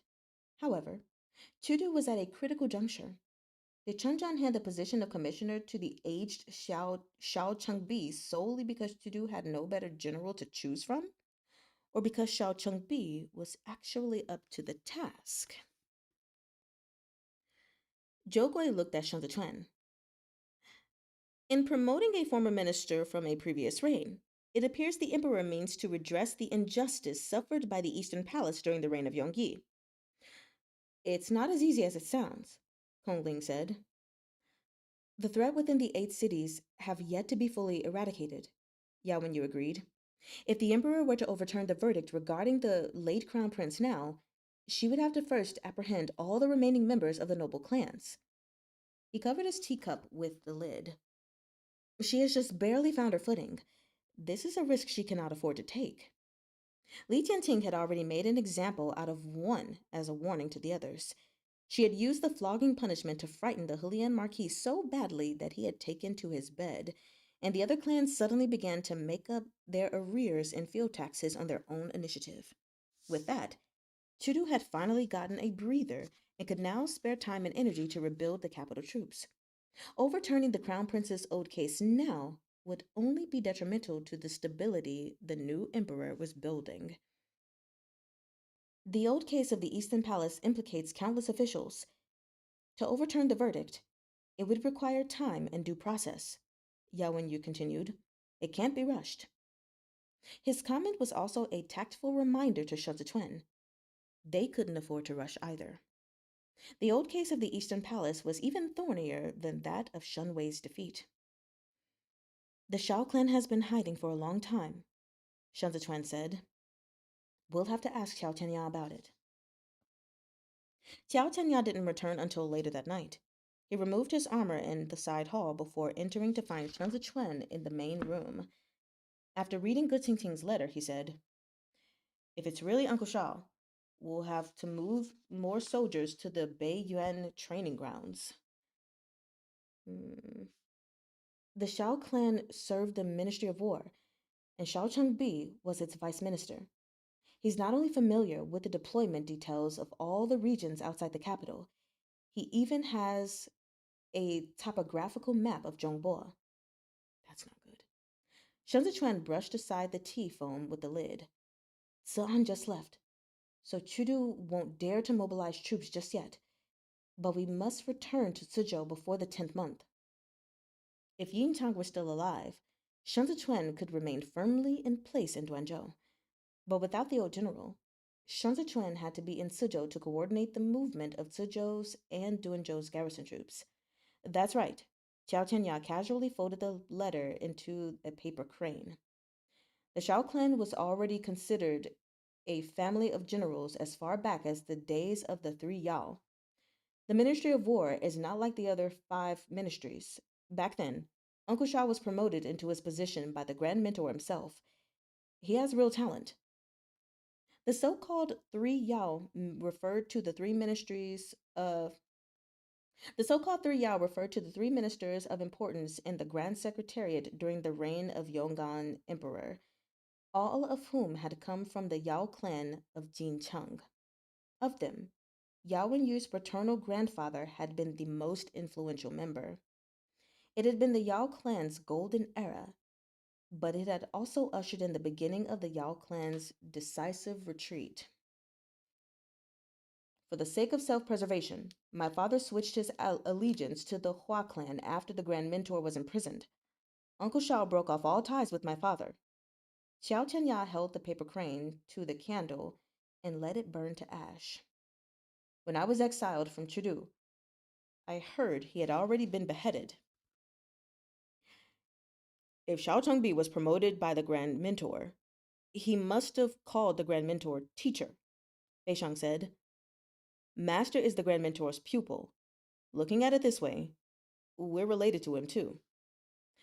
The number of people the Grand Mentor promoted during the reign of Yongyi is too many to count. Tiao Tianya wiped away the soot on his hands.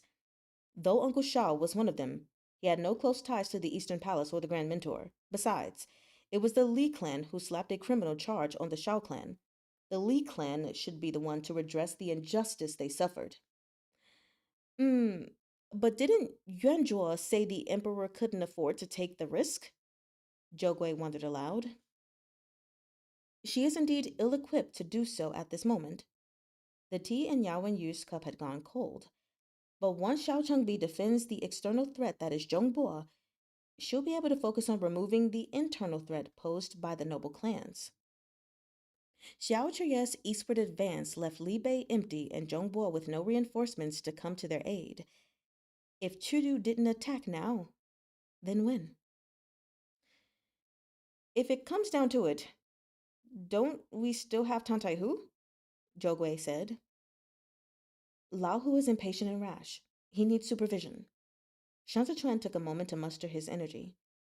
Fei Shang, go tell Shifu. We're heading back to Suzhou. And that is the end of that chapter. So, let me see if I have anything to say. Does everyone understand what happened in that one? I think it was pretty clear. We got to meet Chung Bi, who apparently poisoned himself so that he could go blind in one eye. What was it again? Okay, first off, actually, let's go back just a little bit more. We have Fu Man, who's trying to butter up Li Jianqing because he's really wanting a promotion.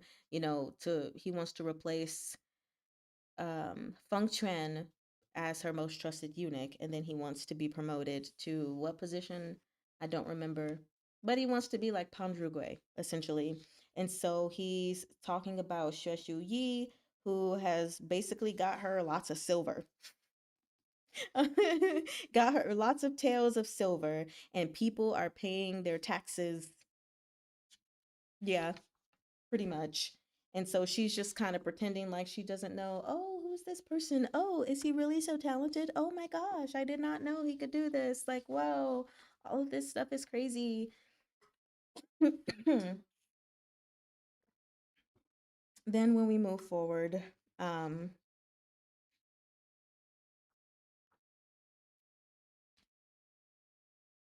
we have this letter that's basically saying he's gotten this promotion.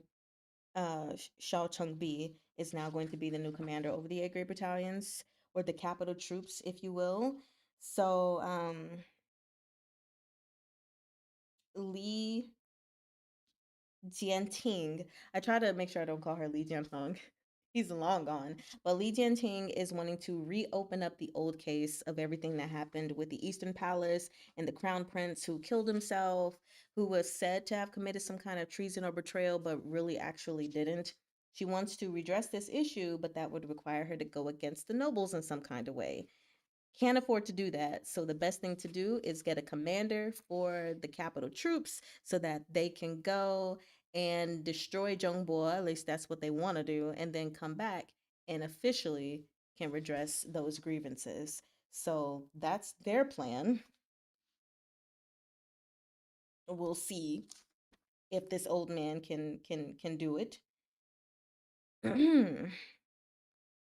He said, I arrived late, but thank you for recording it live. You're most welcome, Zoe Danmei. Is it Zoe or Zoe? I'm used to seeing Zoe with a Y at the end, so I don't know if I'm pronouncing it right or wrong. Just tell me. Mm, But yeah, that's pretty much all there is from that chapter. And Xiao Xuan and the little monk being adorable. So let me see how many pages this next chapter is. Because it's an hour and 54 minutes. Okay, I think this next chapter will be the last one for today. Yes.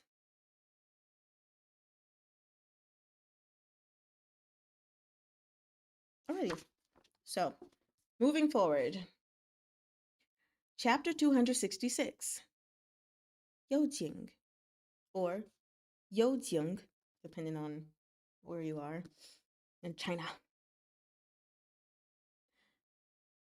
I love the little monk. The little monk is so adorable. And I just love that he and Xiao Xuan are having fun painting, inking up Jigong's face.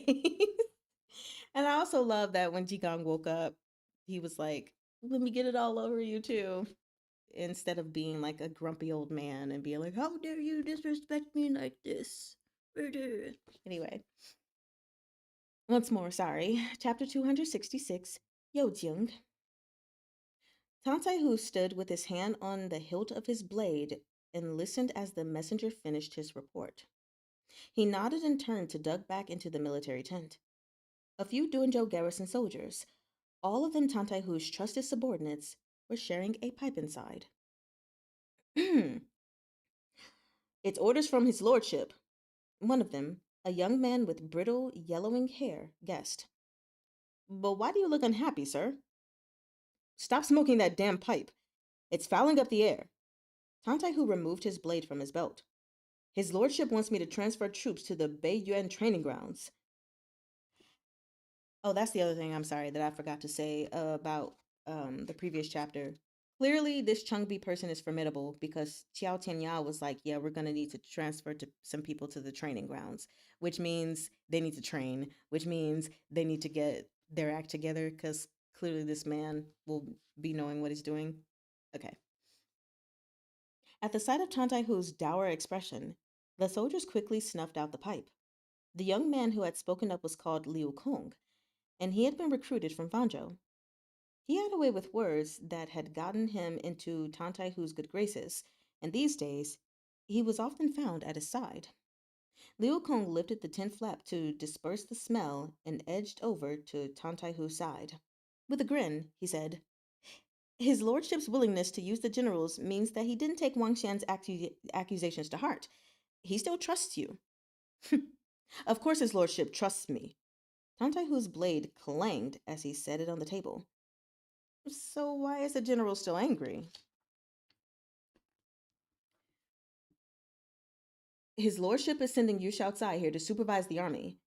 He's on the way and should be arriving the day after tomorrow. The scar on Tantai Hu's face twitched uncomfortably. Arya never had this rule before.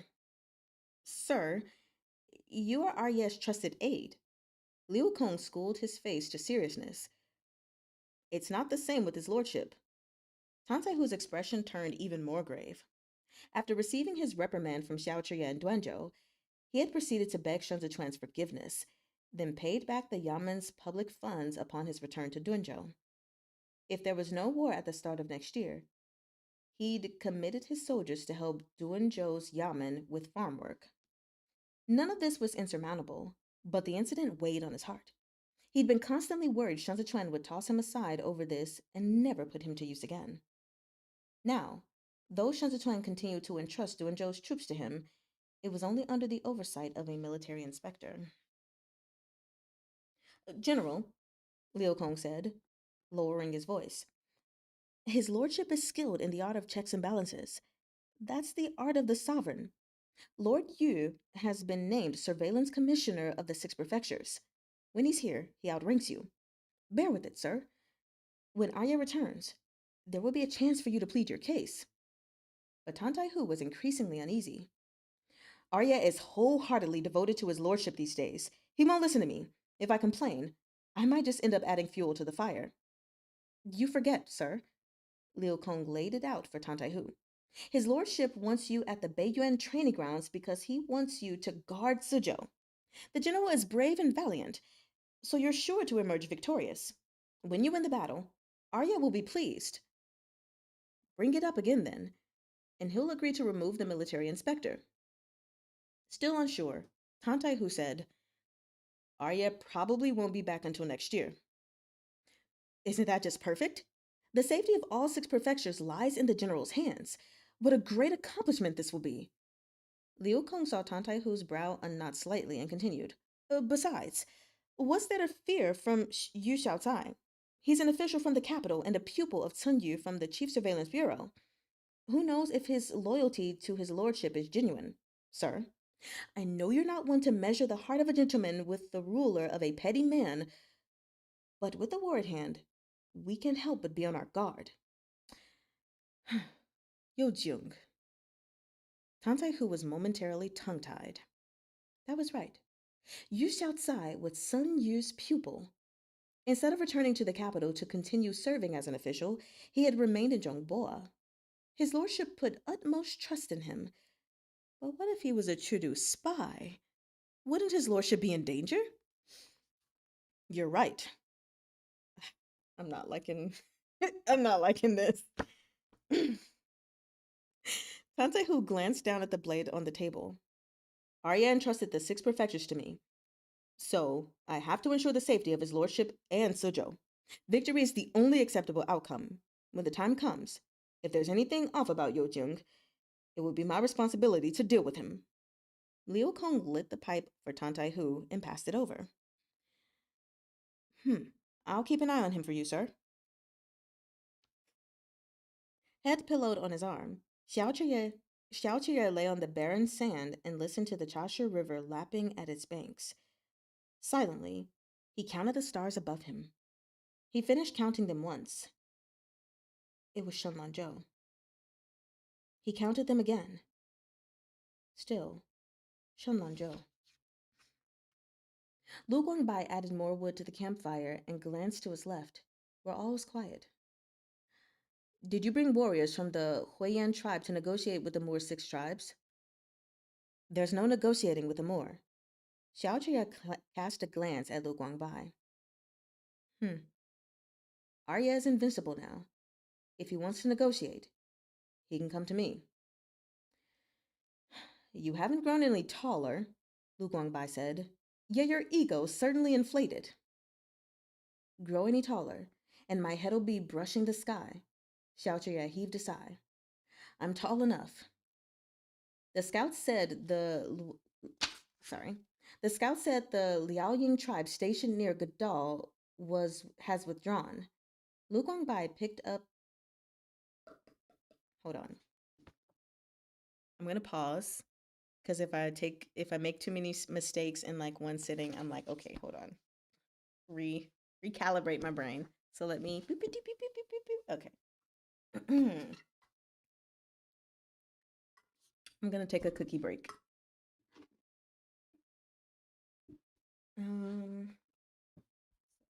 Just.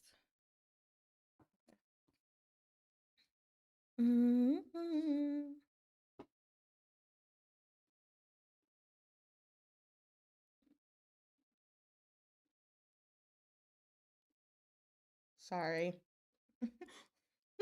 I feel this is probably important.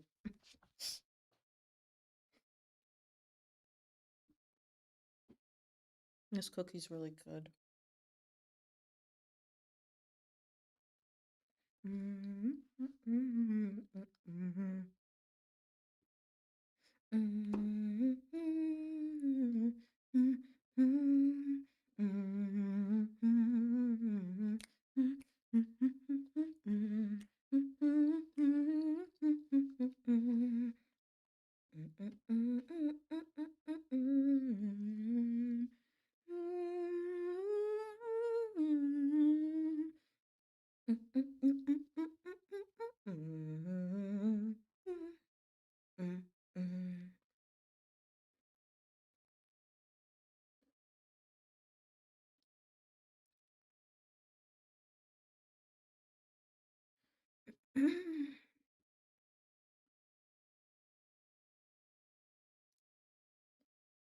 Okay, there's a little bit left.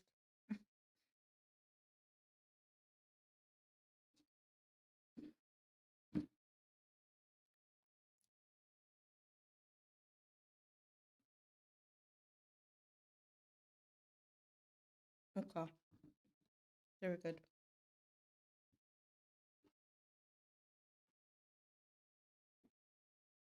Thank you for your patience.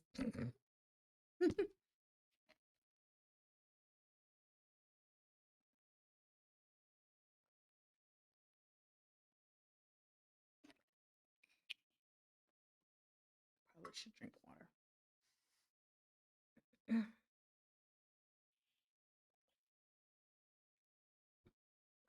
Alrighty.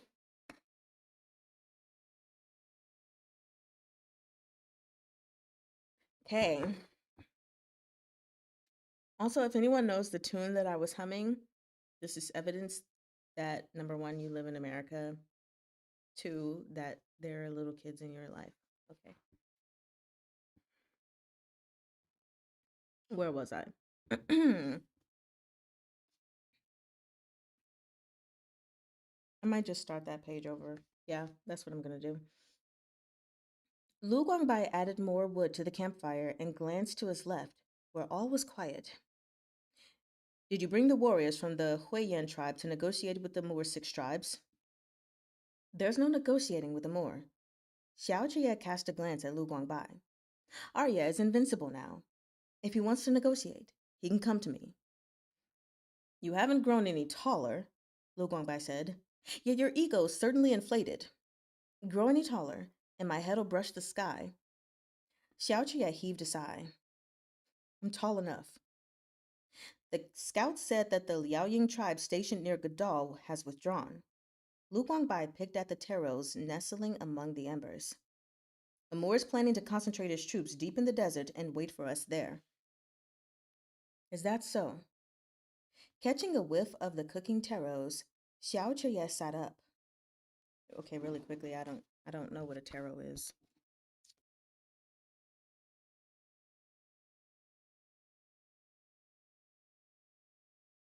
Oh, oh, I guess I've seen those, but I've never eaten them. Um, these are taros. They look like a root vegetable or something. I wonder if they're good. Okay.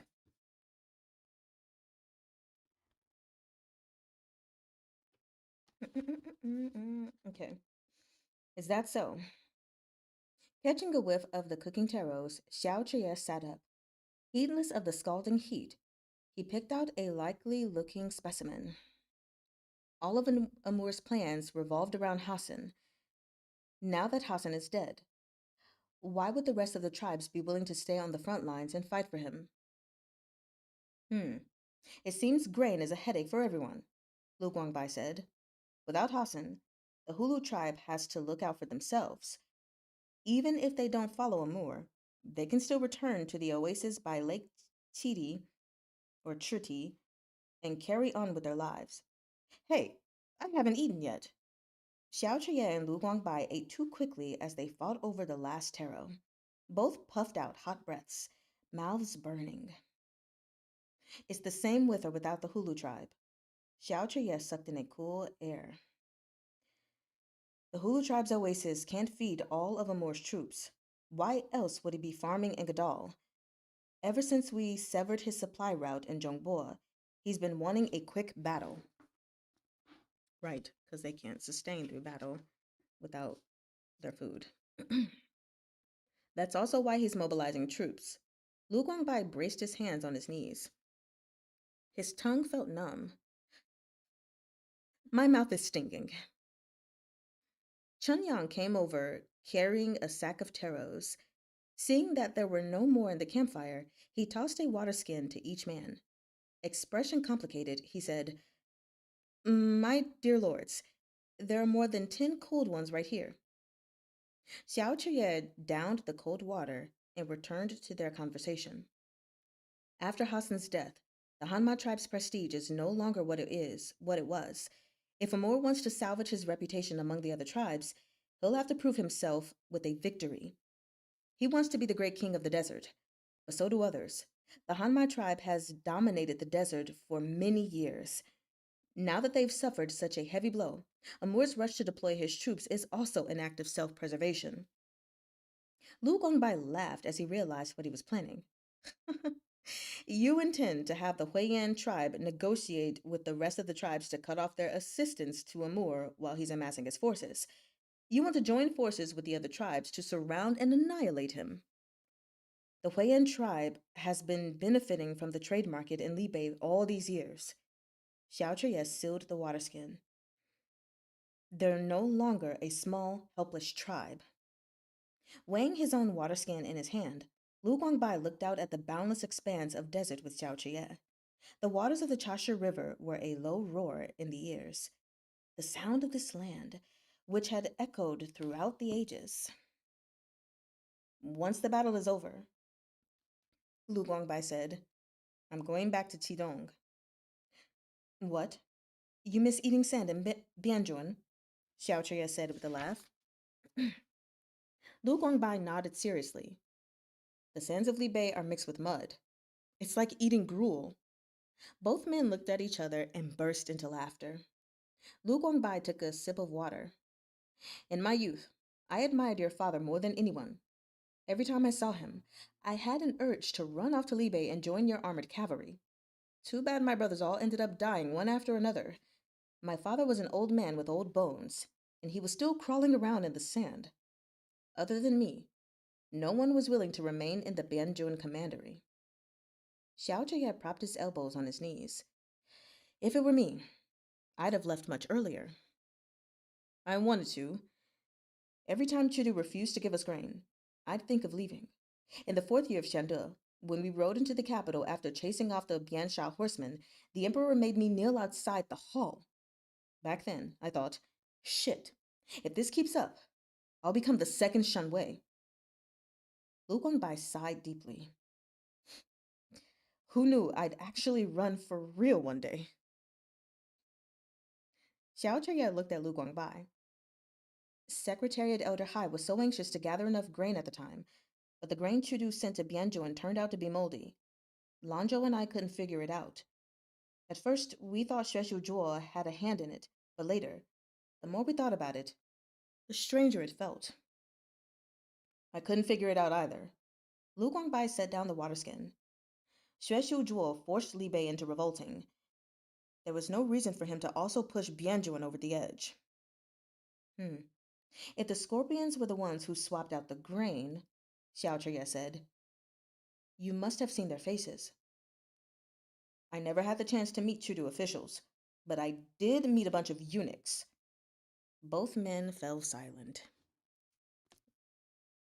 Lu Guangbai jumped to his feet, his water skin sloshing to the ground. The military inspector eunuch! Xue Xuyi reclined in his wooden chair. The people beside him were tallying and doing the accounting. He only had to sit and supervise the process, and it would be considered a job well done. He rotated a pair of glass spears in his hand.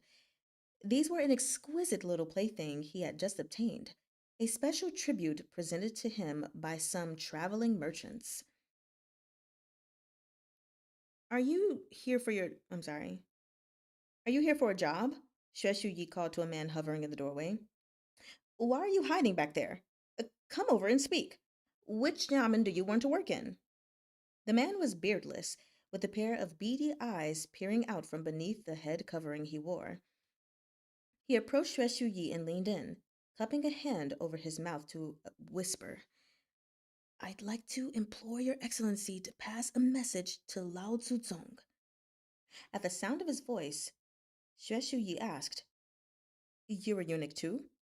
The man hemmed and hawed, apparently self-conscious. Yes. Xueshu Yi straightened up in his seat and directed the clerks around him to withdraw from the room. He gave the stranger a suspicious once over. Take that scarf off. Let me see what you look like. If you're ugly as sin, a price. Sorry. If you're ugly as sin, a price renegotiation will be in order. The man pulled his headscarf away and waited meekly with his eyes lowered. When Xue Yi made no sound, he raised his head. Your Excellency, don't you recognize this humble servant? I'm Ying Xi, who used to serve at Lao Zong's side. During the reign of Tian Chun, the late emperor formally appointed me as the military inspector eunuch in Qidong. Xue Yi indeed had not recognized him. He had been an insignificant, low ranking official then. When would he have had the chance to interact with these eunuchs? He bluffed his way through, saying, Oh, yes, yes, I've seen you before. Xue Yi suddenly recalled that the military inspector eunuch to Qidong had been detained by Qi Yin after the moldy provisions case. Upon his return to Chudu, he had been dismissed from office. His expression turned cold. Weren't you arrested by the Ministry of Justice? Oh, goodness. Yingxi was so anxious he nearly stamped his foot. That's old news. There's a new emperor now. Whatever trivial offenses I've committed are ancient history. Xue Yi was doubtful.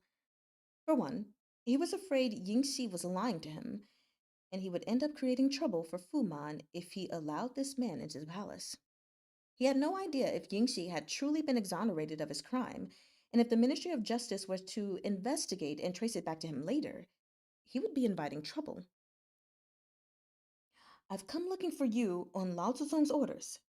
Yingxi produced an authority token from within his lapels and presented it with both hands. Please take a look, Your Excellency. This is a token from the inner court. Xue Yi looked it over under the candlelight. The name Ying Xi was indeed inscribed on its back. He clutched the token but didn't return it. Have you already been cleared by the Ministry of Justice? Entering the palace is no trivial matter. If anything goes wrong, even the Lao Zuzong himself can't save you. It's all settled. Fearing the man still didn't believe him, Yingxi continued. Would Lao Zuzong recommend me if there was any issue? If so, I wouldn't be standing before you. Xue Yi didn't want to offend the inner palace eunuchs. If Yingxi was really Fu Man's godson or grand godson, he would be hard pressed to explain himself if he stopped Yingxi from entering the palace. After a moment of hesitation, he said, Wait for now. In a few days, a eunuch will arrive with procurements. He'll come to our palace depository to select seasonal vegetables. If the timing is right, you can go in with him. Delighted, Yingxi nodded repeatedly. Still uneasy, Xue Yi stressed. This is Lao Zuzong's arrangement. Rest assured, Your Excellency. Yingxi stuffed a bag of gold into Xue Yi's hands. This humble servant is clean. I guarantee I won't bring any trouble to you or Lao Zuzong. This is my face. A few days later, a drizzle descended upon Dunzhou. Rain pelted the still green leaves, drenching the stone slabs of the roads until they turned from gray to black. Tantaihu waited at the entrance, Liu Kong holding up an umbrella over him. He bristled in irritation. They said this morning he'd be here soon. Why isn't he here yet? Perhaps there's a delay on the road. Liu Kong craned his neck to look around and saw a carriage approaching through the rain. Sir, Lord Yu is here. The horse was dripping wet. It stopped in front of Tantaihu and shook its mane. Tantaihu gave it a quick pat on its neck, then said to the carriage driver, It's been a long journey. Take the horse to the stable later and give it something good to eat. The curtains of the carriage lifted slightly. Yu Xiao's Sai poked his face out and clasped his hands in greeting toward Tantaihu. We are all well acquainted. There's no need for such false ceremony. Tantaihu glanced into the carriage behind him. Wang Xian didn't come? Rain? In Chudu? How original.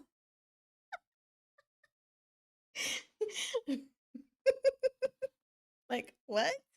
That's still a thing? Oh my god.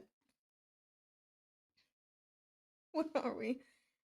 Now that the governor has returned to Tsujo, someone has to stay in Duanzhou to keep an eye on the grain for Arya, so he stayed behind. As Yu Shao'Cai stepped out of the carriage, a soldier moved up to hold an umbrella for him. He took it and held it himself, shielding Tantai Hu as well as they walked in together. So he's so nice. You are a general of Dunzhou, and he is the treasurer of the six prefectures, Yu Shao'Cai said. Lahu, you can afford to offend anyone but the one who holds the purse strings. The rain drummed against the oil paper umbrella. How would I dare offend him? Tantaihu asked. Next time he comes to Dunjo, I'll organize a procession to welcome him from 10 li away and make sure to speak to him with utmost gentleness. Yu Shaotai knew he was still sulking, so he moved on to persuasion. Laohu, please don't think that we make little of military officers. That's the sort of bad practice we leave to Chudu. Now that the six prefectures are stabilized, all our departments must go by the book. Let me speak out of turn today. When it comes to the preparation of military grain, your personal concerns influence your judgment. You're exacting over the provisions because of your loyalty to Arya. Had it been anyone else, they couldn't have borne to reproach you. But since his lordship designated Min Shanshong to handle it, a burst of rain drenched Yu Shao'Cai's sleeve. He swapped the umbrella to his other hand, and turned back to continue. He must take the assignment seriously. You asked him about provisions before the Yamen, but how could he answer you there? The grain ledgers are confidential documents. He can't discuss them in the open. Tantai Hu could tell Yu Shao'Cai was here to play peacemaker between him and Wang Xian. It wasn't that he insisted on dwelling on the incident, but he still felt that what Wang Xian had done was unfair.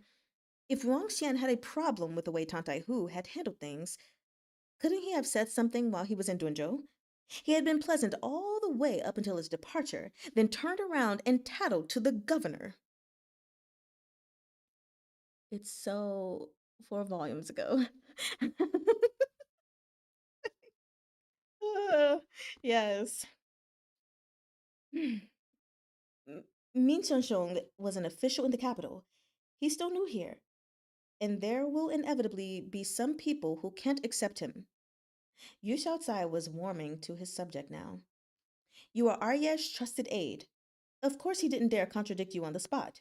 Besides, he was very neutral in his report to his lordship. He was accomplished in preparing military provisions back in Tudu, and he is well versed in economics and governmental affairs. There was never any doubt his lordship would task him with such things.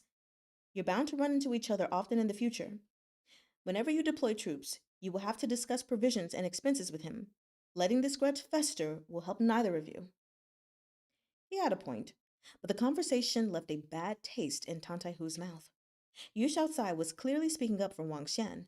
Sure, Wang Xian was new to his position, and it hadn't been easy for him.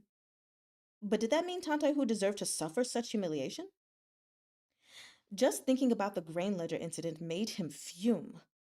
Wang Xian hadn't said a single word to him before he left, and no one in the Dunzhou Yamen had said anything about him drawing on public funds when he treated the garrison troops to a feast.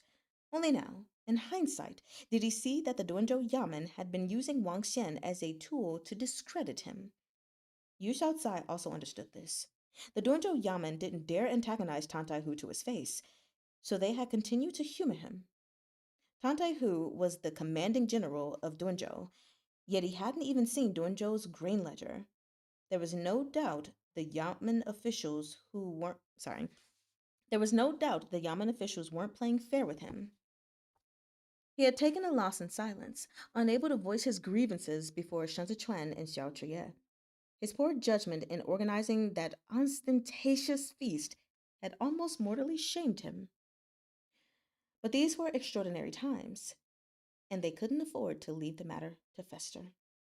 Yu Shao'Cai handed the umbrella to Tantai Hu and said, earnest, Lao Hu, You're a fourth right man. You only know how to advance, not retreat.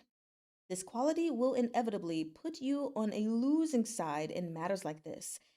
The Yamen is making things difficult for you for no other reason than the military authority you have in your hands.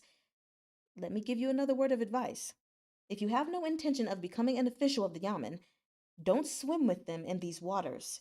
You have illustrious military merits to your name. His lordship won't let you suffer a genuine grievance. Do you think his lordship can't see the truth behind what happened this time? He asked. Ariev flew into such a rage, but his lordship still let you return to Dwinjo unscathed. Does that not demonstrate his support for you? His lordship is giving them a good rap on the knuckles on your behalf. Don't you go getting into a sulk with his lordship. Acknowledge your mistakes with humility, and make up what you took in public funds. As long as you're willing to write a letter to make peace with Min Shenshong, I promise his lordship will reward you within half a month. Was it easy to be an official of the capital? Those who said positions were all cushy jobs had been deceived by rumors in the streets. Any official who had gained a true foothold in Chudu, regardless of seniority and family background, was someone who had been through the reign of Yongyi and Xiande when the Hua and Pan clans meddled in state affairs. These were discerning men who knew how to adapt to their circumstances. Born to a common household, Yu Xiaocai had worked in various regions and dealt with all sorts of lowlifes while the noble clans were in power. His performance reviews had all been outstanding. Sun Yu had promoted many pupils, but only Yu Xiaocai had repeatedly been entrusted with heavy responsibilities. His words to Tantai Hu were all heartfelt. Tantai Hu's lips moved soundlessly. His anger lodged in his throat. Seeing Tantai Hu's gloomy expression, Yu Xiaocai knew he still couldn't let the incident go. An idea struck him. If you're able to humble yourself to make peace with Min Shanshong, you'd be shuttering those Yamen officials up. You'd be shutting those Yamen officials up, wouldn't you? They ridicule you as an ignorant and uneducated loaf. Sorry. They ridicule you as an uneducated and ignorant oaf. So don't play into their hands. Show them what you're made of. Tantai Hu was the impatient sort. He was easily provoked, but he was a straightforward thinker and meant no ill. Once he saw the truth of things, he would be willing to do as advised. He tightened his grip on the umbrella and grunted. Arya reprimanded me, so I know what I did was wrong. I shouldn't have held the banquet for the men, and I'll make up the public funds. I kowtowed back in Duanzhou, so what's a little apology to Wang Minchun? He raised a hand to rub at his scar. I'll write to him tonight. Well, that took a whole lot of convincing. The ground was covered with puddles, and the drumming of the rain was so noisy Liu Kong couldn't hear their conversation. Holding his umbrella, he was blocked by the brim from getting too close as he followed them the entire way. Fortunately, it was not a long journey. When they arrived at the garrison, before he could even close his umbrella, Tantai Hu was already ready to send him off to prepare the hot pot for dinner. It's cold out, and the roads are muddy. You and I have to set off for Suzhou tomorrow. Tantai Hu removed his outer robe and rolled up his sleeves. Let's make do with a simple hot pot here tonight to warm up. Liu Kong, go clean those rabbits I shot earlier. Yojing and I will have them with wine. Liu Kong acknowledged the order, then deftly helped Yu Xiaocai out of his outer robe and hung it on a small clothing rack inside the tent. Rubbing his hands, Yu Xiaocai surveyed the tent and said cheekily, These living quarters of yours are a tad too crude, aren't they? I thought. Liu Kong retreated out the door and let down the tent flap, blocking out Yu Xiaocai's voice. The roads were slippery on rainy days, and the carriage ride was an unending series of jolts and bumps. Shen Zichuan had been playing Weiqi with Yao Wenyu, but he was overcome with dizziness midway through the game. Only when Fei Sheng lifted the screen of the carriage a little, allowing him to lean against the window, did he begin to feel better. Yojing is quick-witted and resourceful. Yao Yu looked out at the rain. He's got a good sense of humor and doesn't put on airs. There is no better candidate to supervise the army. Your lordship made the right choice. Yojing knows how to keep things light, but he never errs on critical matters. Shen Zichuan agreed. He had broken out in a bit of a cold sweat as he leaned against the cushion. He doesn't speak in stark terms as Zhou does.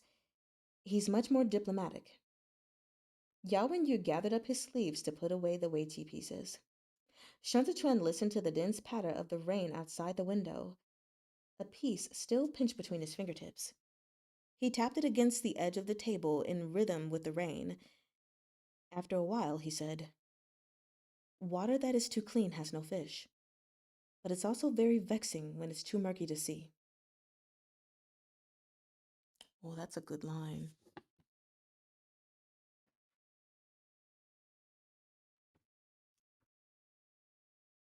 Oh, all right. That is the end of that chapter. That is my favorite line for the time being, which I do know that water that is too clear has no fish is an idiom. I don't remember what it is. I guess it's not important for it to be a footnote, but I wish it was a footnote. So that is the end of this chapter and the end of our reading for today.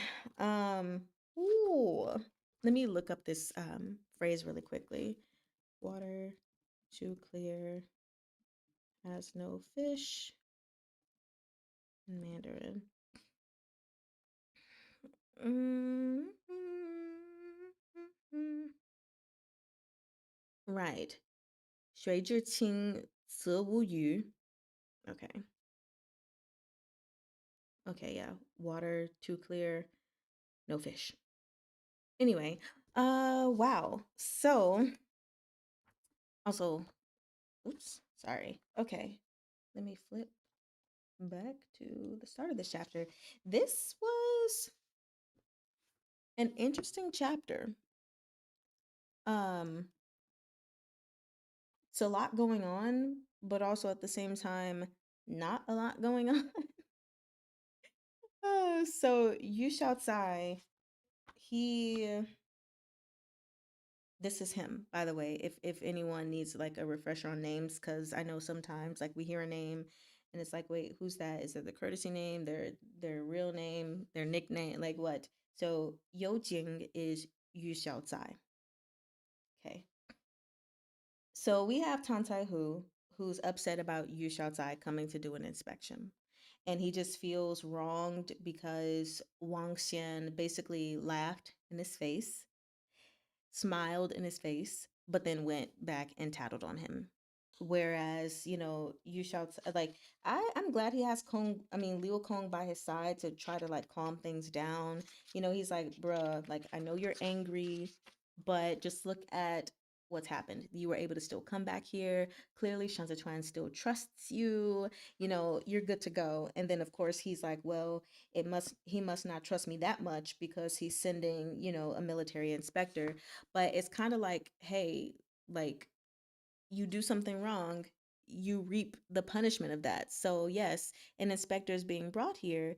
That's not to say that at some point Shan Chuan is going to be like, I don't want to use you anymore and just like throw you off the cliff. It just means that because of your previous actions, he is taking measures that may be permanent, measures that, may fall off in the future. But like that's just the way that it works. So he's upset about it. Then eventually Yojing gets here, or Yu Xiaocai gets here, and immediately he gets off and he's trying to make peace between Tan Tai Hu and Wang Xian. And it's just interesting. He's clearly a very what's the word I'm looking for? He's very good at calming down situations and like explaining things in many different ways, because he said one thing, then seeing it wasn't getting to Tantaihu, he was like, okay, let me try this approach. That didn't get to Tantaihu, so he was like, okay, let me try another approach. So I think that that is an exceptional thing that we've got going on with him. And I know I need to go back to the scenes that were happening before that, but just clearly he's saying you were asking certain questions in front of, the yamen, and those questions couldn't be answered publicly. Had those questions been asked in private, maybe Wang Xian would have been able to answer. And overall, it just seems like Tantai Hu just needs to let go of his pride. You're just still upset because you feel like you've been undermined, right? But at the end of maybe that was the truth. But at the end of the day, you still need to move accordingly, because if you allow these things to fester, it's going to cause problems in the future. And this is someone that you are going to Wang Xian is someone you're going to have to constantly deal with, constantly work with. So like, what are we going to do? Let these hostilities continue just because he didn't say anything to you, but he went to go tell? Who cares? Like, I know a lot of people, especially in like Chinese culture, from C dramas and books I've read, they're like, oh, if you're a man, you'll say it to my face. But it's like, sometimes the person, they don't have to say something to you directly. They can go to the next person. Like, who cares? It's kind of like, not saying this was this scenario, but for anyone who saw, vroom vroom, your car's not even going that fast. For anyone who saw like the Michael Jackson movie, for example, there was a point where Michael Jackson wanted to fire his father. And I think this was just like how it really happened in real life. He wanted to fire his father, but he didn't want to say it to his father directly because he was scared of his father. So what he had his manager do, or his company do, they fired him on his behalf, and they sent a fax. It doesn't matter if it was done in person or if it was done via the fax. His father was still going to be upset either way. So it was like, okay, even if Wang Xian said some of these things to you, he was still going to have to go back and report it to Shen Zichuan. So, you know. Anyway, he just needs to let go of his pride. Like, get over it, whatever. And then I guess going back before that, we have Xiao Chia and Lu Guangbai eating together and chatting together about, their next plans. And clearly, Xiao Chia is trying to ally temporarily with some other tribes to bring down Amur, because Amur has been running the streets, the desert, for a while, but now he's suffered heavy losses, which makes it more likely for people to be like, I don't know. Maybe we could rule the desert. Maybe if we can strike down the Moor, we'll be okay. So that'll be interesting to see if they're able to get any alliances out of that, whether temporary or prolonged, especially since some of those tribes had benefited from trade routes and stuff with the Libe armored cavalry. We'll see. But in the end, I thought it was very interesting just in the very last scene where we have, after all that talking that Yu Shaotsai did with Tantai Hu to really get him to calm down and finally submit and apologize, um, we have Shen Zichuan and Yao Wenyu talking about him. And Yao Wenyu is like, he's quick-witted and resourceful. And then we learn that, okay, he is going to be the new choice because the spot needed to be filled, and he's going to be the one to supervise the army. So I think that's quite interesting. Quite interesting. And I do agree that he's much more diplomatic. He's very diplomatic, very and able to, you know, calm things down. So that's the end again. So yeah, opening chapters to Ballad of Sword and Wine, Tang Jiu, Volume 8. I do have a couple of things to say, I guess. I'm just interested. How did you guys feel about these chapters? Did you like them? I'm kind of sad that we didn't have a single picture along the way. Let me see when the first picture actually comes, because I can't tell. Oh, dang, man, we got like 40 more pages before a picture comes. Anyway, so please let me know how y'all enjoyed these chapters, and I will also make a few announcements while I wait for your comments to come in. So on August the 23rd, next Sunday, My husband and I are going on a vacation.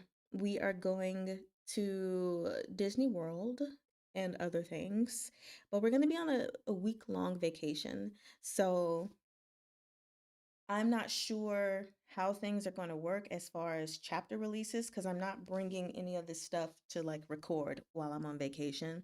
So I don't know if I'll be able to read anything in advance. That might be putting too much pressure on myself unless I just release like smaller increments.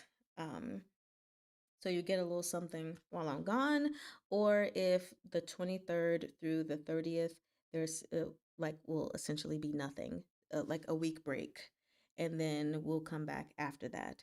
So just wanted to let you guys know that. um, if y'all want, we can do another live reading. Nope, nope, not next Saturday because I have to blah blah blah. I think our next live reading mm, would have to be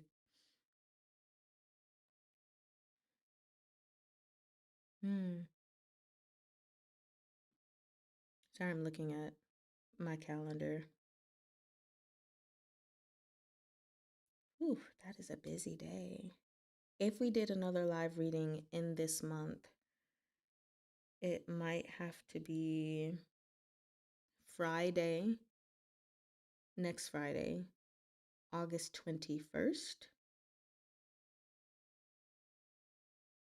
We could do that. Um, Otherwise, the next one would not be until September, which I'm not sure how that would work. It wouldn't be the first week, I don't think, because, well, if it is the first week of September, it could be September 4th. Uh, I don't know why I'd be trying to figure these things out here, but yeah, it could be September 4th, which is a Friday. Um, but yes, so that's one thing to make sure we get two readings live together. Um, I'm sure I will. I'm super duper excited.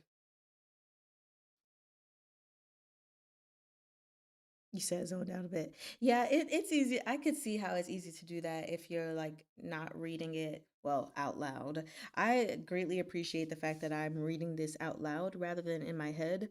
I think I would still understand it, but it is said that reading comprehension increases when you read out loud because more parts of your brain are working. Like you're working on just regular comprehension, but you're also working on making sure you're reading the words correctly, like you read what you see. So you're working so many different parts of your brain. Um, so yeah, it might take some time. I hope that like the explanations after each chapter kind of helped. Kind of sort of maybe. Might have to listen to it again. I don't know. And I'll like edit out all of the extra nonsense and the long intro in the beginning.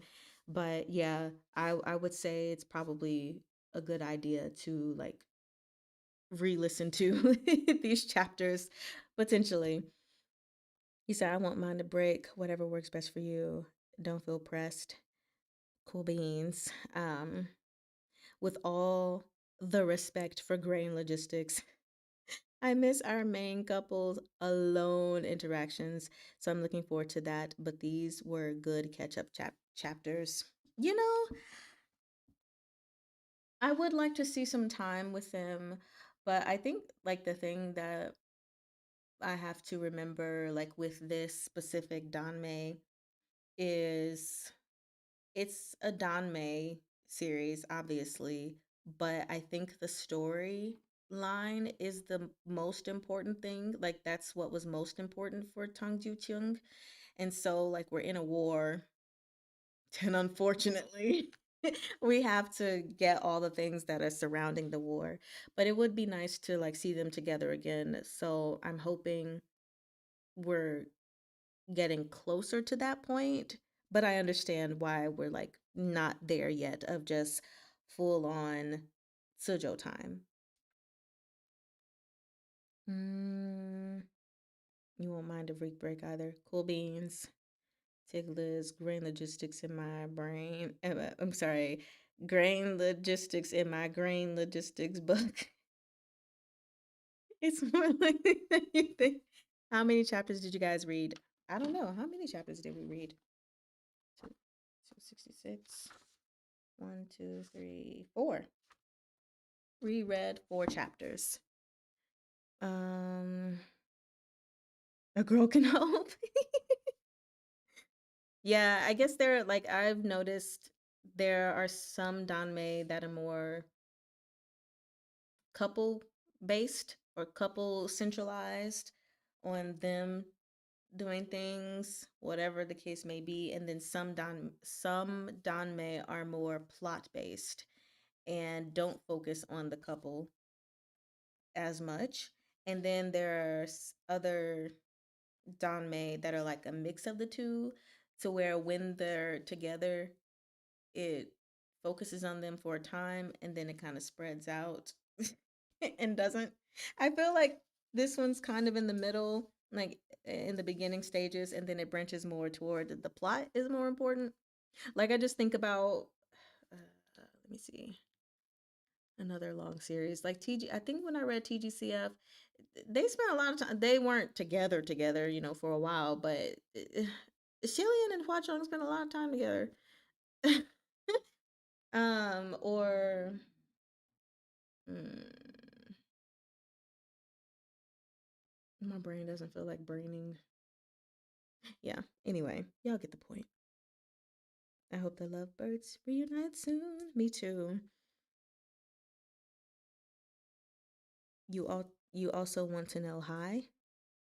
Shamaisa. Oh, how who knows daddies are going. I would love to get a catch up on them because we got a little taste of it in here. So I'm kind of like, okay, do we get to taste some more? Like you gave us crumbs. We got a little bit of the crumbs. Can we get like a slice now? Maybe? Yes, no? Mm? So I would like to know what's up with them, but I understand like right now it's just focusing on so many other things. Some Danmei are more focused on grain and rain. Grain and rain. It's like, what's important about this series? Not Sujo, but grain and rain. Oh my gosh. You said, which one do you prefer? Um, I honestly think it just depends on like the story. Like I don't think I have a preference for like wanting it to be more couple centered or wanting it to be more plot centered. I love a good plot. So, um but I also like really love a great couple. Let me think. If I have to pick one, I'd probably be okay with sticking by more plot centered Don May if it's not so heavy on, oh, the couple's doing this together and doing that together and this happened and that happened. I think I'd be okay. Because, yeah, yeah. Actually, yeah, it has to be that because when I think about what my favorite series are, from this to Thousand Autumns, um, those are very plot heavy.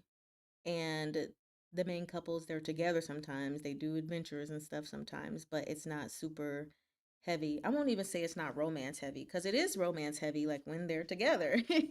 um but yeah, I just love a good plot. I mean, at the end of the day, for me, Don May is just like reading any other book except gay. Just gay.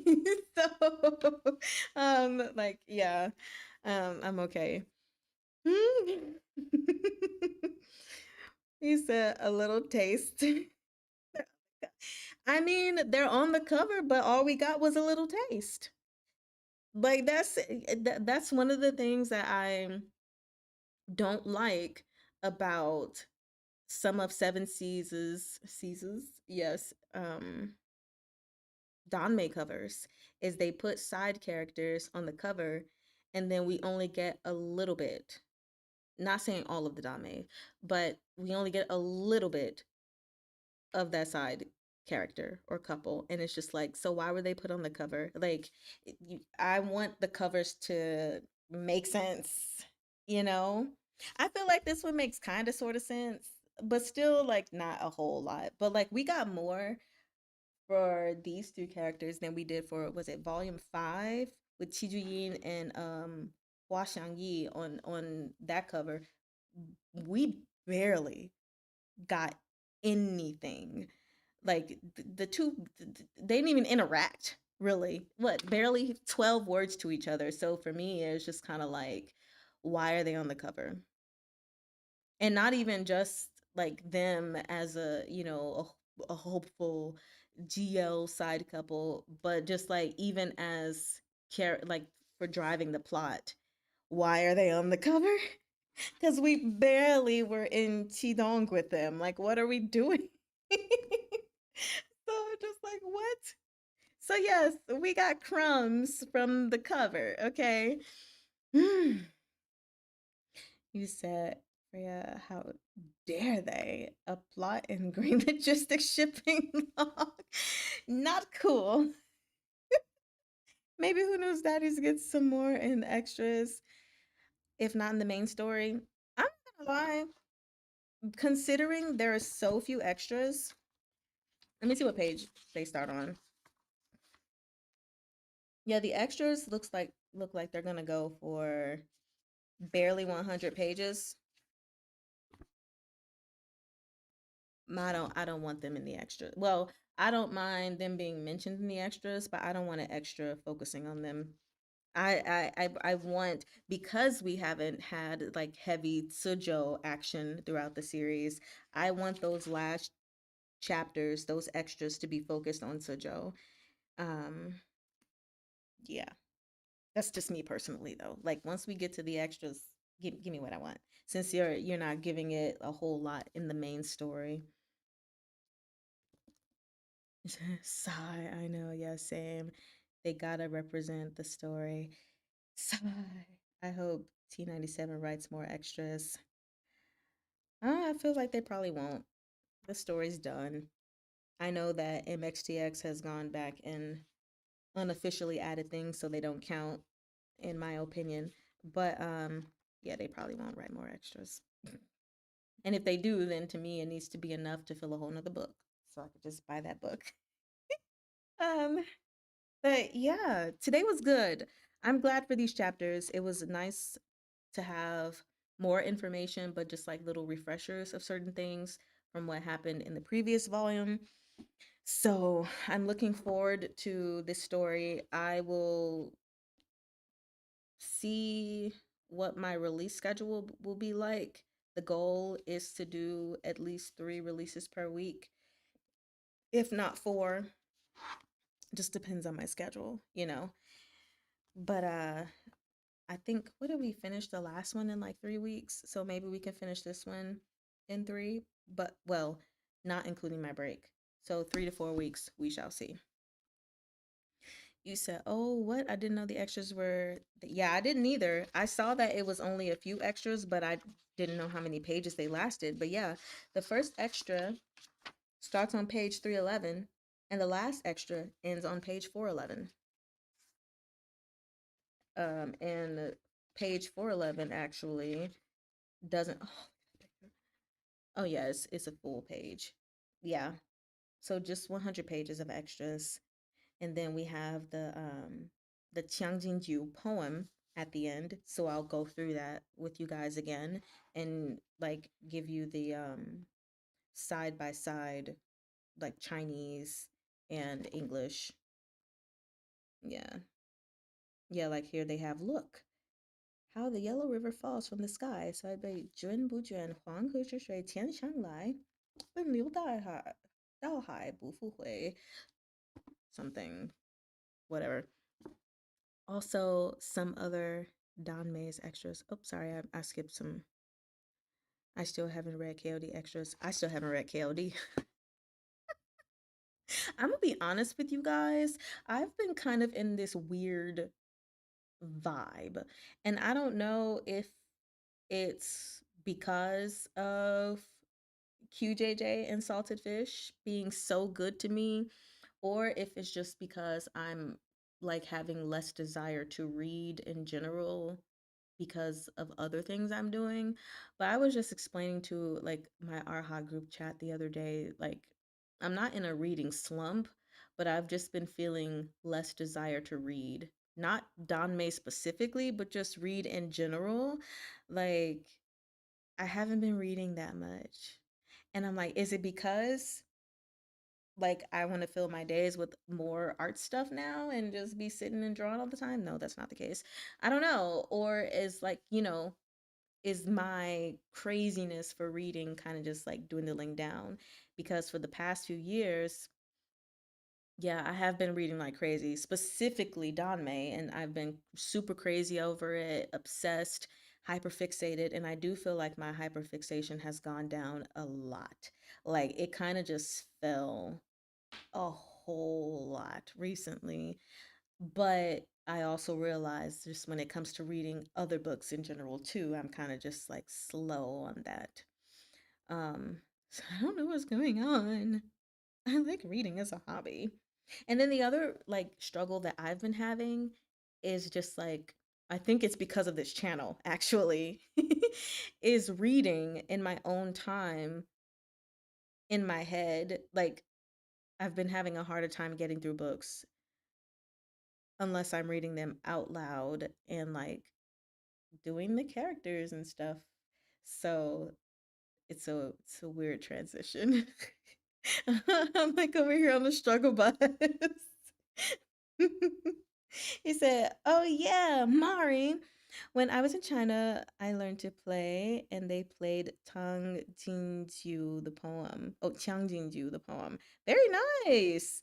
I don't know what that sounds like, but I'm sure it sounds great. I genuinely love the poem so much. I need to go back to see what all of it means, but I overall just love the meaning of the poem, and I just like how it flows as well. That's really, really cool though. Um, what did you learn to play it on specifically? Peerless Volume 5 was 10 months ago.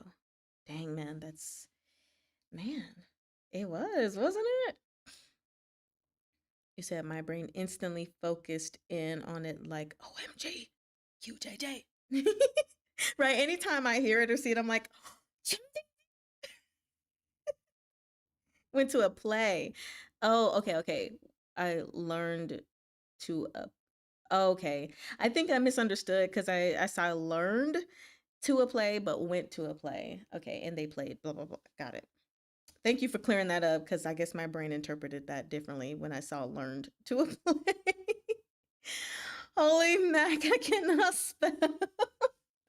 Shh, I won't tell anyone. You said, "Hey, Mari. Hi, Stacy." Hey, Stacy. Feel like it's been a while, or has it? I don't know. I haven't been reading like usual either. I'm not even caught up on QJJ. I'm just here to check in and say hi. Hey. Yeah, we're just chatting now. So, um, yeah, it's just been a weird phenomenon. I have been having fun though, drawing and exploring different mediums and everything. Sometimes I do like my days kind of feel blah because I'm like, what do I do? Like there comes a point like after I'm done drawing or painting or something, I'm like, okay, do I want to keep doing that? No. But I'm like, do I want to read Twin Jades? No. Do I want to watch something? No. Like I sometimes I feel aimless. And then other parts of me are like, okay, well just go read something else. Like the other yesterday, I think it was, I picked up Golden Terrace, the OG release, not whatever Seven Seas has. And I was like, maybe I'll just like slowly record myself reading this. Like, cause I don't know what to do. And then I was like, no, do I want to do that either? I was like, nah, just put the book down, girl. Like, so I am literally like, I don't think I've ever been so like focused and aimed yet also aimless. And it's just like when I'm in the zone artistically, I am in the zone. And then once I'm done, I'm like, what do I do next? Like, I don't want to paint and draw for 8 hours a day. Like I just want to do it when like the mood strikes. What do I do next?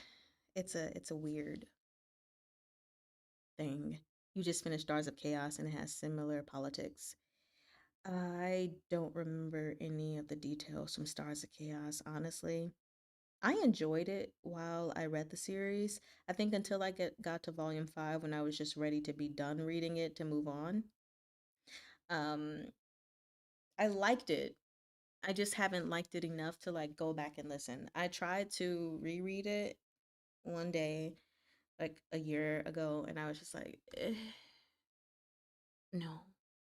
But I need to try it again one of these days because it's the only Peerless series that I have read that I have liked. I mean, it's only two, but Guardian.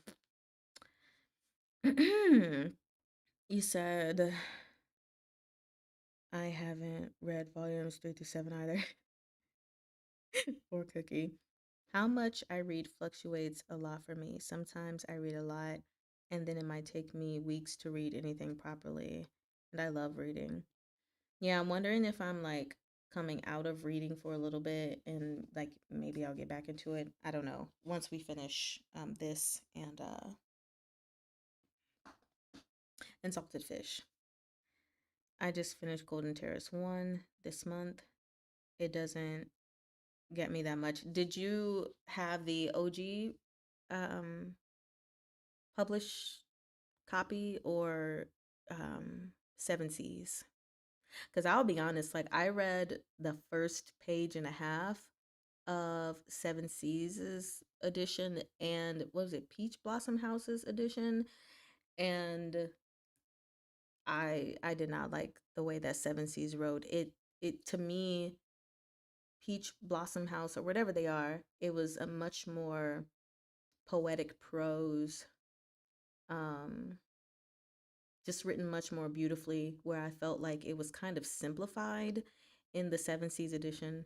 So, I mean, I would still recommend, like, I stopped reading Golden Terrace actually once I got to the second book because I just lost interest.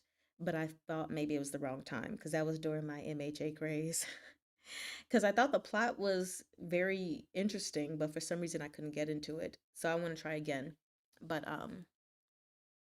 yeah, it I didn't like Seven Seas. I mean, I didn't read the rest, but just from that one page and a half alone, I was like, nah, I don't like this. This isn't good. So yeah. Mm-mm. Will you be reading Mordu silent reading? If it's isn't that by Priest? No. I won't be reading it, number one, because it's by Priest, and I've realized I kind of just am not the biggest fan of Priest. Number two, I've heard so many bad things about Seven Seas' translation. So if I did ever read it, I would need to find a good fan translation. Um, because I'm not gonna buy it. As much as I would love to support the author that way, I also don't want to buy something that like I would know I'm missing things because of how the translation was done, because of how certain things were changed, yada yada yada. Like I think if I did not know those things, maybe I, would try and then be like, "Oh yeah, nice." But I don't know.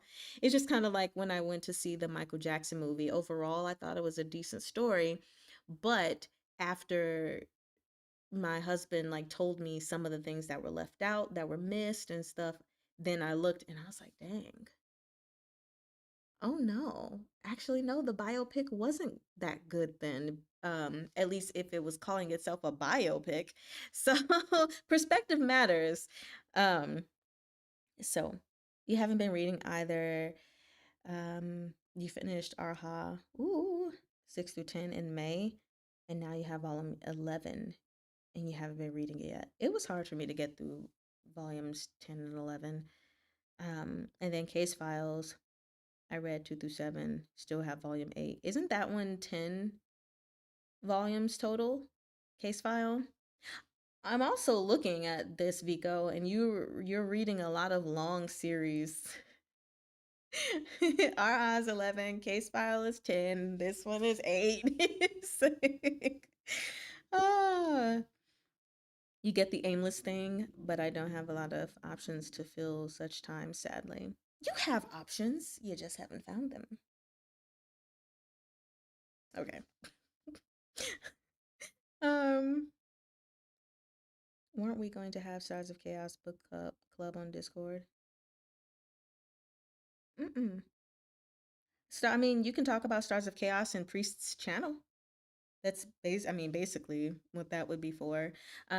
We don't have any book clubs for specific, like individual books, except for books that we are currently reading, or like when we were doing discussions, we were currently discussing. Um, and so my Discord was started well after Stars of Chaos, so there is no channel just for that specifically. So I know we have a channel for this. We have I mean chat for this, a chat for salted fish, and even though that just fell off because things, there was is a chat for The Wife Comes First. Those are the only books that have a separate chat for them. Otherwise, you can just chat about specific books in a specific author chat. And then some of them may have to go to Don Man by Her General, because I'm not going to make a chat for every single author. You want to reread it. I'm going to get to it eventually. Am I liking Twin Jades? I am actually going to refuse to comment on Twin Jades, only because I will do a review of it after I'm done. Well, I will do a review of volume 1 after I'm done reading it. Whether after I'm done means I finish it, or after I'm done means I DNF it. We'll see. Um, yeah, I just don't want to say anything. Yeah, I don't want to say yes or no on that one. So we need to start it. You have the Seven Seas version of Golden Terrace. Yeah, it's I don't like to, talk bad about other people, and I don't think I'm talking bad, but just like in comparison of translations, I would say it's very mediocre in my opinion. Um, so yeah, I would imagine it's probably the same case with Little Mushroom, which is why I'm not gonna buy Little Mushroom either. I already have the OG translation of that as well. The only way I would buy Seven Seas' Little Mushroom is if I decide to gift it, because I refuse to be art baited. I saw the art. They're trying real hard. But if I still think it's a good story to read. So even though, like, if a translation might not be as good as another one, doesn't mean I wouldn't recommend it if I think it's a good story and should be read overall. So if I gift it, then maybe I would buy it. But definitely not for myself. People are liking, yeah, yep, a little mushroom too. Yep. It's just different. It's better, you know? Sometimes you just don't like books other people love. It doesn't mean anything's wrong with it. It just means it's not vibing with you. That is very important to note. I think sometimes people forget that when someone expresses their, dislike for a novel or a series, other people will get upset and assume that the person is automatically saying it's a bad book or a bad series. And saying you dislike something is not the same as saying it's bad. Like, you just might not like it. And at the end of the day, good versus bad is very subjective. So even if a person does think that something is poorly written and someone else thinks it's wonderfully written, that's kind of a debate, that is just like, okay, well, who gets to judge what's poor and what's not poor? So that's difficult. But yeah, I can say I don't like this book or series without thinking that means it's bad. you know. So, um, well, the only thing I will say, I guess, about Twin Jades is since that comment was mentioned, it's not vibing with me, but I'm still reading it because I'm trying to give it a chance.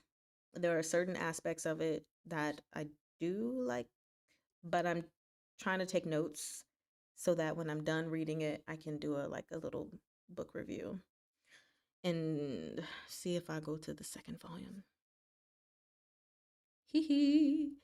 Yeah, it's 10 total, but not out yet. Yeah. I mean, we talked about that we'll read it together. Nothing official. Oh, who said that? I sure don't remember. You love salted fish a lot. I thoroughly enjoy salted fish. And I'm like, another part of me is wondering if because salted fish and QJJ are so good to me that like reading any other Danmei at the moment just kind of it lacks in comparison, you know? So it's like it's not that it's not good, it's just that I mean, once you've had fine cuisine, it's kind of like I don't want what's on the lunch special, you know, so hmm. Some of us on Discord wanted to reread Stars of Chaos, but we were waiting for NFS to finish ORV. Ah, I see. Well, let me know when y'all do that. I might join in. Heavy on the might. Yeah. And if you do that, I don't know, maybe I will make a separate channel thingy for it for you guys. Or anyone can do it, I suppose. Any of the moderators can do it. I agree with you, Mari. I liked Golden Terrace, but it's no QJJ. It is no QJJ. Oh my gosh. Mm. Maybe because I don't like Golden Terrace that much, because I keep on comparing it to salted fish. Mm. Yeah, so you might be on a salted fish high. Maybe. Maybe not. I don't know. But I mean, salted fish is really, really good. Mari Chan would love after being forced to marry the evil Star General. I do have that in the Dame Rex sheet, Google sheet that I made. So, and I think someone recommended something else. I don't remember what it was. Ooh, my husband's home.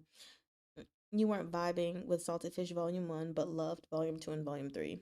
Volume 2 and Volume 3 are really, really good. I mean, I liked Volume 1, but I think Volume 2 made the story get better. Volume 3, story got better. I love it when the story gets better and better and better each volume rather than like kind of staying on the same even plane. So, you finished Salted Fish this summer, but it didn't click with you. You enjoyed the couple, not the plot. Hey, that's okay. Um, the couple is amazing. The couple is amazing. So, you said, I'm glad I read it with you. I wouldn't have finished it otherwise. Yeah, I mean, sometimes you just need to enjoy a story in a different way. Maybe if you read it in your head, it don't work. Maybe if you read it out loud, it don't work. Maybe if someone else reads it to you out loud, it works. you know, maybe if you listen to the audio drama, it works. Many different options. And then some things it's just like, no, it just sucks altogether. Like I actually have been wanting to give Guardian another chance, but the problem is finding a similar style of read out loud to myself. I don't want to hear commentary and other things like that along the reading. I just want to like listen to it all the way through and see if I enjoy it better as an audiobook compared to like sitting and reading it, but I haven't found that. So, I guess I won't be rereading Guardian. I do turn it on often and then speed it up to help me go to sleep. when I need a little help. Um, you love volume 3. Yes, we love a power couple. All day, every day. Okay. So, yeah, we have this left, which will probably go through mm, half of September to late September. And then we have to wait till October for salted fish. And then will be done. If my reading mojo jojo is not here, then I guess I just won't be posting anything on the channel. But if I still read things in my own time, I will try to post reviews on those things. Not super, super elaborate reviews or summaries, but I will try. But that's only if the reading is still there. The reading mojo.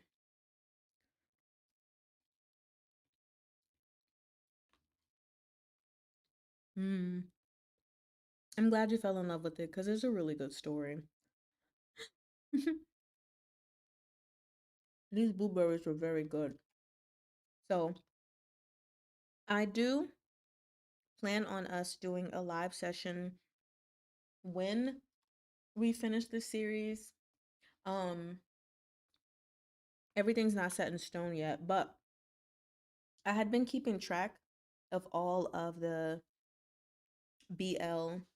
I say BL because I mean most of it's Danmei, but I do have a couple. I have one series that I read that was not um Chinese, but I want us to do a live session on like the recap of my Danmei BL Odyssey for 2026. So like I made a sheet for every book that I read. It has the start date, the finish date, a quick summary on what I loved about it, my star rating, my favorite quotes, favorite characters, and then after all of the books that I read, it goes to like, okay, my favorite Danmei series of um mid 2026. I know August is past mid 2026, but then like character tier for each series. Um my least favorite Danmei, most funny Danmei, most devastating moment, most disappointing Danmei, like favorite couple, least favorite couple, all those things. I would like for us to have a live session. Just doing that to like close out the arc of me reading books on YouTube and Patreon and everything. Because I think that would be cool. So, anyway, oops, I accidentally opened my Discord on my laptop. Mm, Now you want to binge read QJJ. I want to binge it so bad once I'm done with it. And specifically, I want to binge it by picking up the book and reading it with my eyes and listening again so that I can just see what the experience is like reading it again after having um, read it once.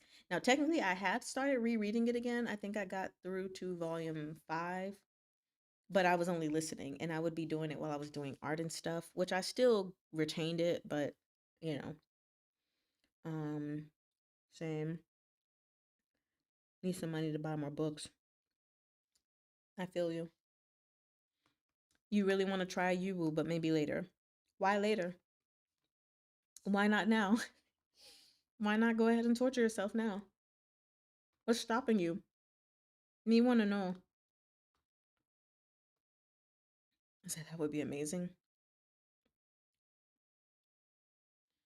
You loved Yuwu and made a whole note and comprehension guide for it. That's because Yuwu is so good. Like it sucks when I hear that people don't like it. I mean, they can have their opinion. It's not for them, but and I know some people literally think it's trash. I beg to differ, but Yuwu is so good. I mean, clearly I love it a lot because of the extensive summary that I did on it, but it's well worth the read. Um, yeah, well worth it. Meat bun is heavy. Yes, meat bun is very heavy. Um, I do feel that this is a weird statement I'm gonna make. Mm, Yuwu is heavier in that there's no sense of relief, no like comedic relief. But as far as subject matter and certain things that are addressed, I would say that Arha is heavier, especially since it has matters of, like essay in it and things like that. One second. Hello. Yeah. I'm great. What's up? That's the people. Yeah. Yeah. They supporting you. Yeah, they're supporting me. Support me. Start with some behind. If they don't support me, you're going to whoop some behind. Whose behind are you going to whoop? Somebody's. They're all virtual, my love. Virtual behinds.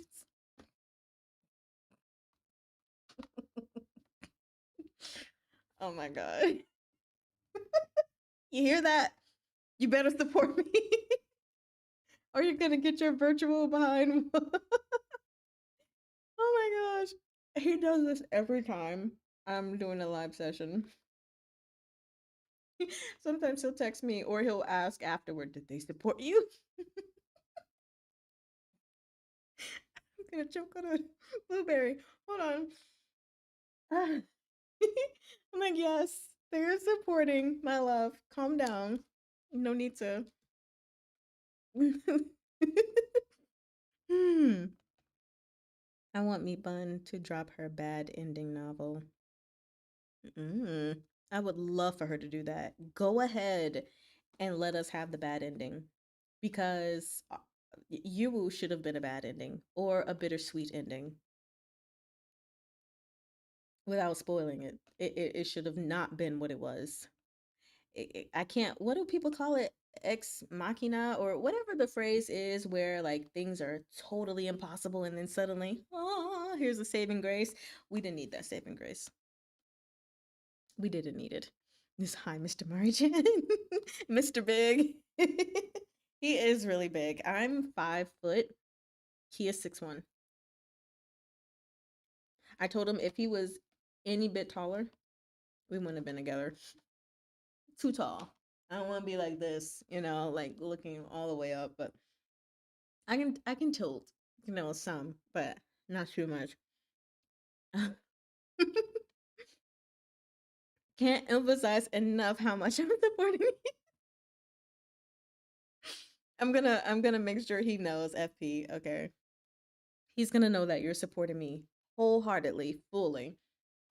That's fair though. Arha goes into more into non-con, while Yuwu is more light in that way. And then case file is just uh yes, exactly. I feel like it's just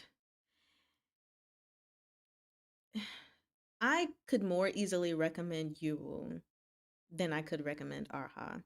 I feel like I have to tread lightly when it comes to recommending Arha because then I have to explain like without spoilers. Yes, there is SA. Yes, it's awful. There is a reason it happens.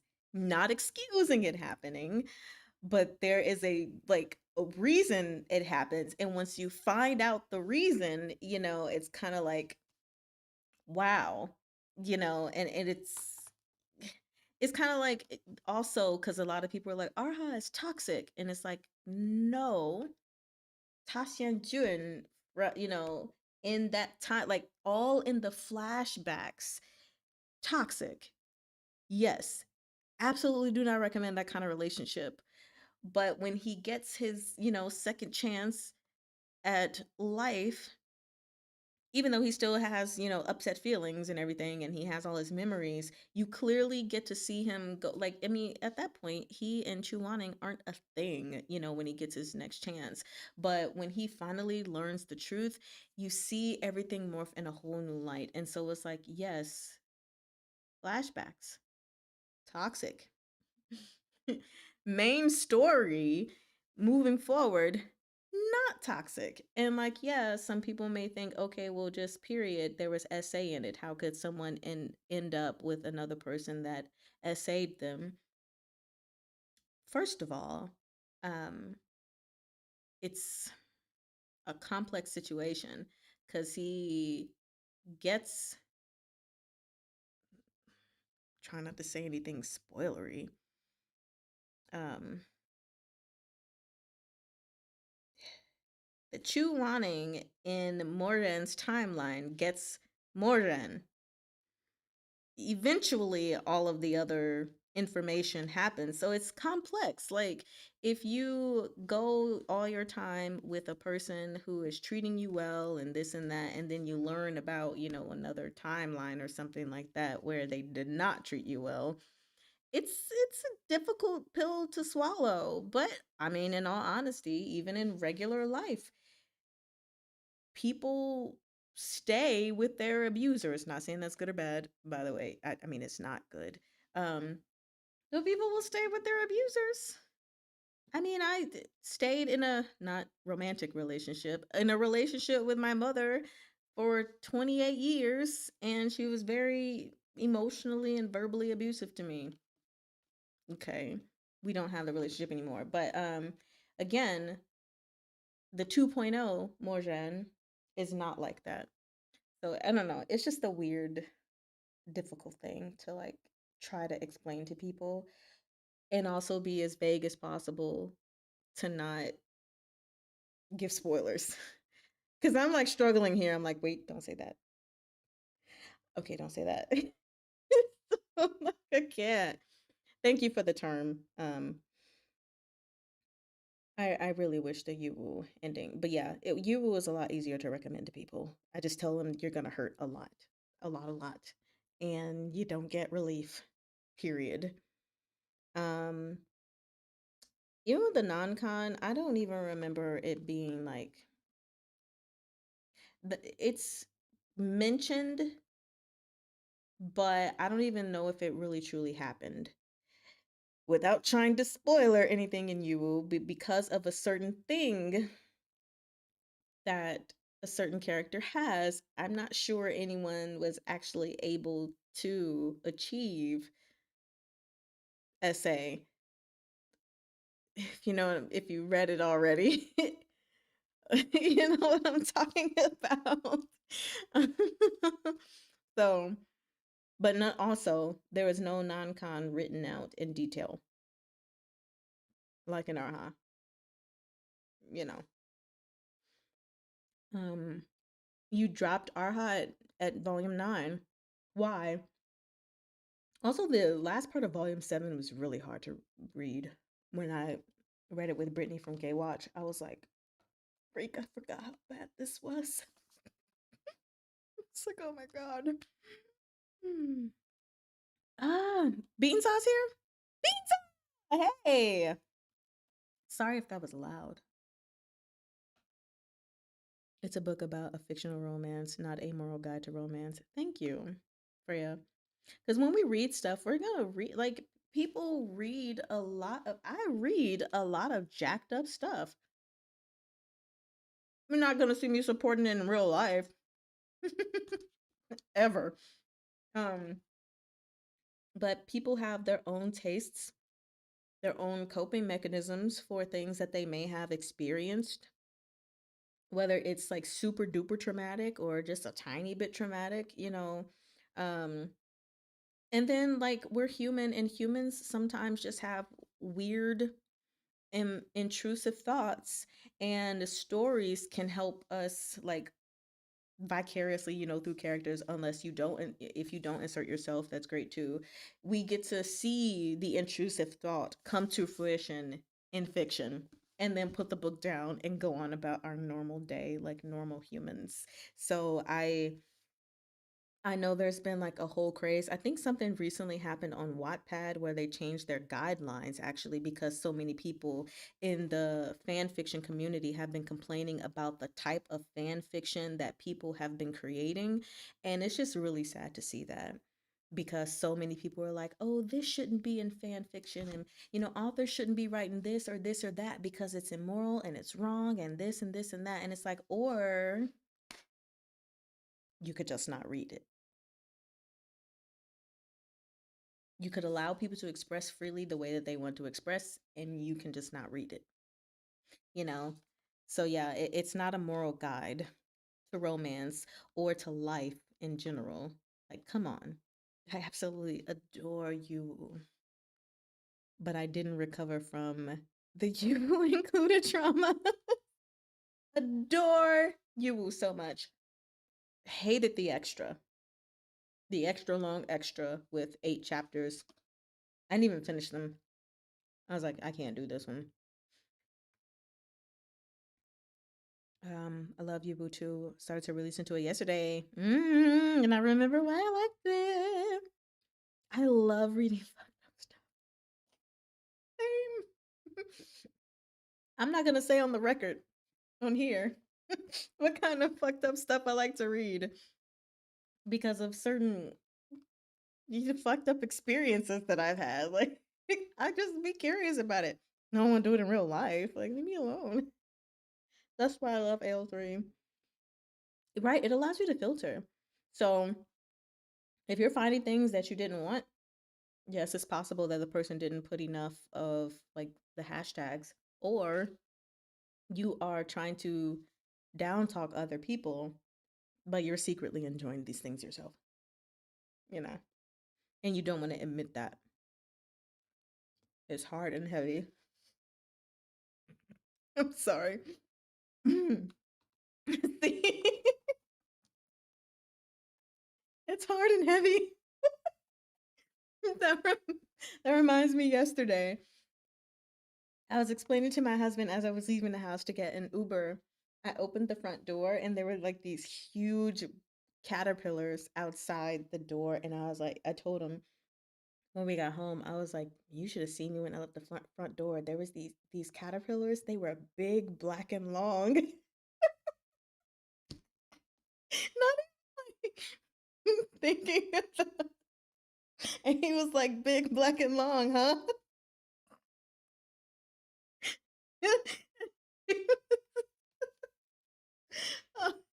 It's like, oh, anyway. My AO3 history is only between me. That's it. I'm not sharing it with anyone else. Hmm. You guys should be very proud of me for not responding to Mr. Mari Chan's statement. I'm really adulting on this. Now I want to hear the statement. I want to read it. Mm-hmm.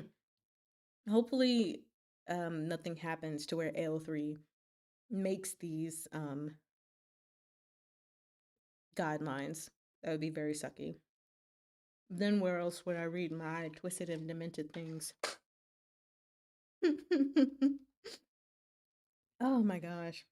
That just sent me thinking about it again. Okay. Anyway, what are you guys doing for the rest of the day? Is it weird that I don't want to get off the live? I just want to keep chatting. I don't know what I'm going to do today. I guess I have some salmon that I need to cook, so I'll probably cook that to go with other stuff in the fridge. I'm gonna try to read some more Twin Jades of Jiangdong. Um, I don't know if I'm in the painting mood.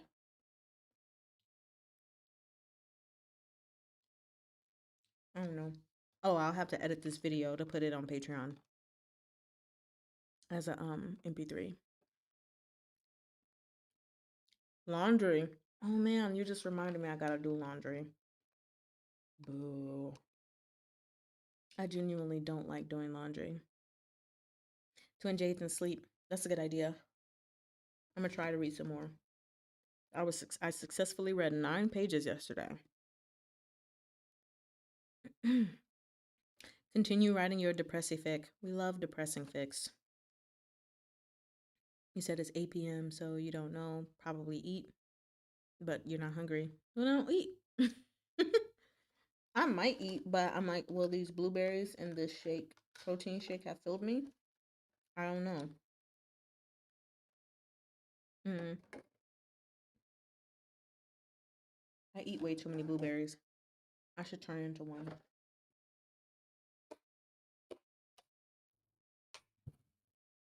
So I can turn into Miss Beauregard and become a blueberry.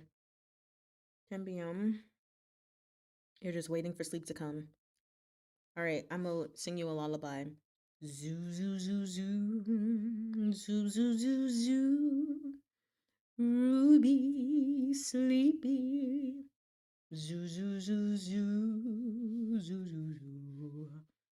Did it work? Are you asleep? If you don't comment, that means you're asleep. Laundry is the least objectionable chore when I'm not enjoying myself. Hmm. Yes, my hair after countless hours, after 75 hours, 3 weeks and 1 day, it is done. It is done, done, done. Taking it down, and it's probably going to be down at least for the next month or two. We'll see. We'll see on restoring my locks when I do that, because that's also going to be a long process. Oh my gosh. I have often asleep listening to Mari Chan before. Yep. So you can go to sleep to me, Ruby. But okay, so anyway, yeah, I guess that's all I'm gonna do for the day. Probably just chill and not be productive except for the couple of things that I mentioned. I may try to paint a little bit, but I painted so many random things yesterday. I may just chill. Yeah, I think so. Cookie saying Mari has such a nice voice. Thank you guys. I appreciate it. Yeah, another thing that I thought about, like I said the other day when I was like, what do I do with my life? Do I want to read? I'm wondering if maybe, like when I do read Danmei in my own time, if it's really too hard for me to like read it in my head, if I'll read it out loud and like record myself reading it, but not be as intentional as I am with like the series I've read on this channel, like editing and a whole bunch of other crap. Um, anyway, I'm talking to myself at this point. I hope 105th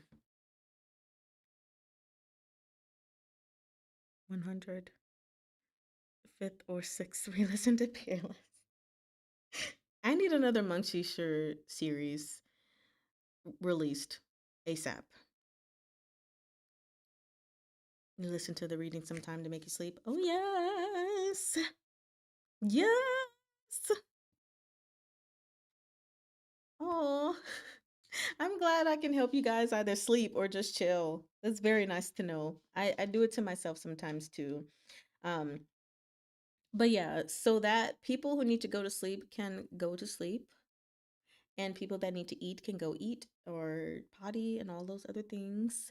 I am going to go ahead and have us end our chat since I would literally just be rambling nonsense, more nonsense than I already have.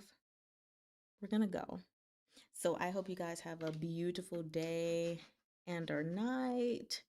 Um, you should get some more chapters on Monday.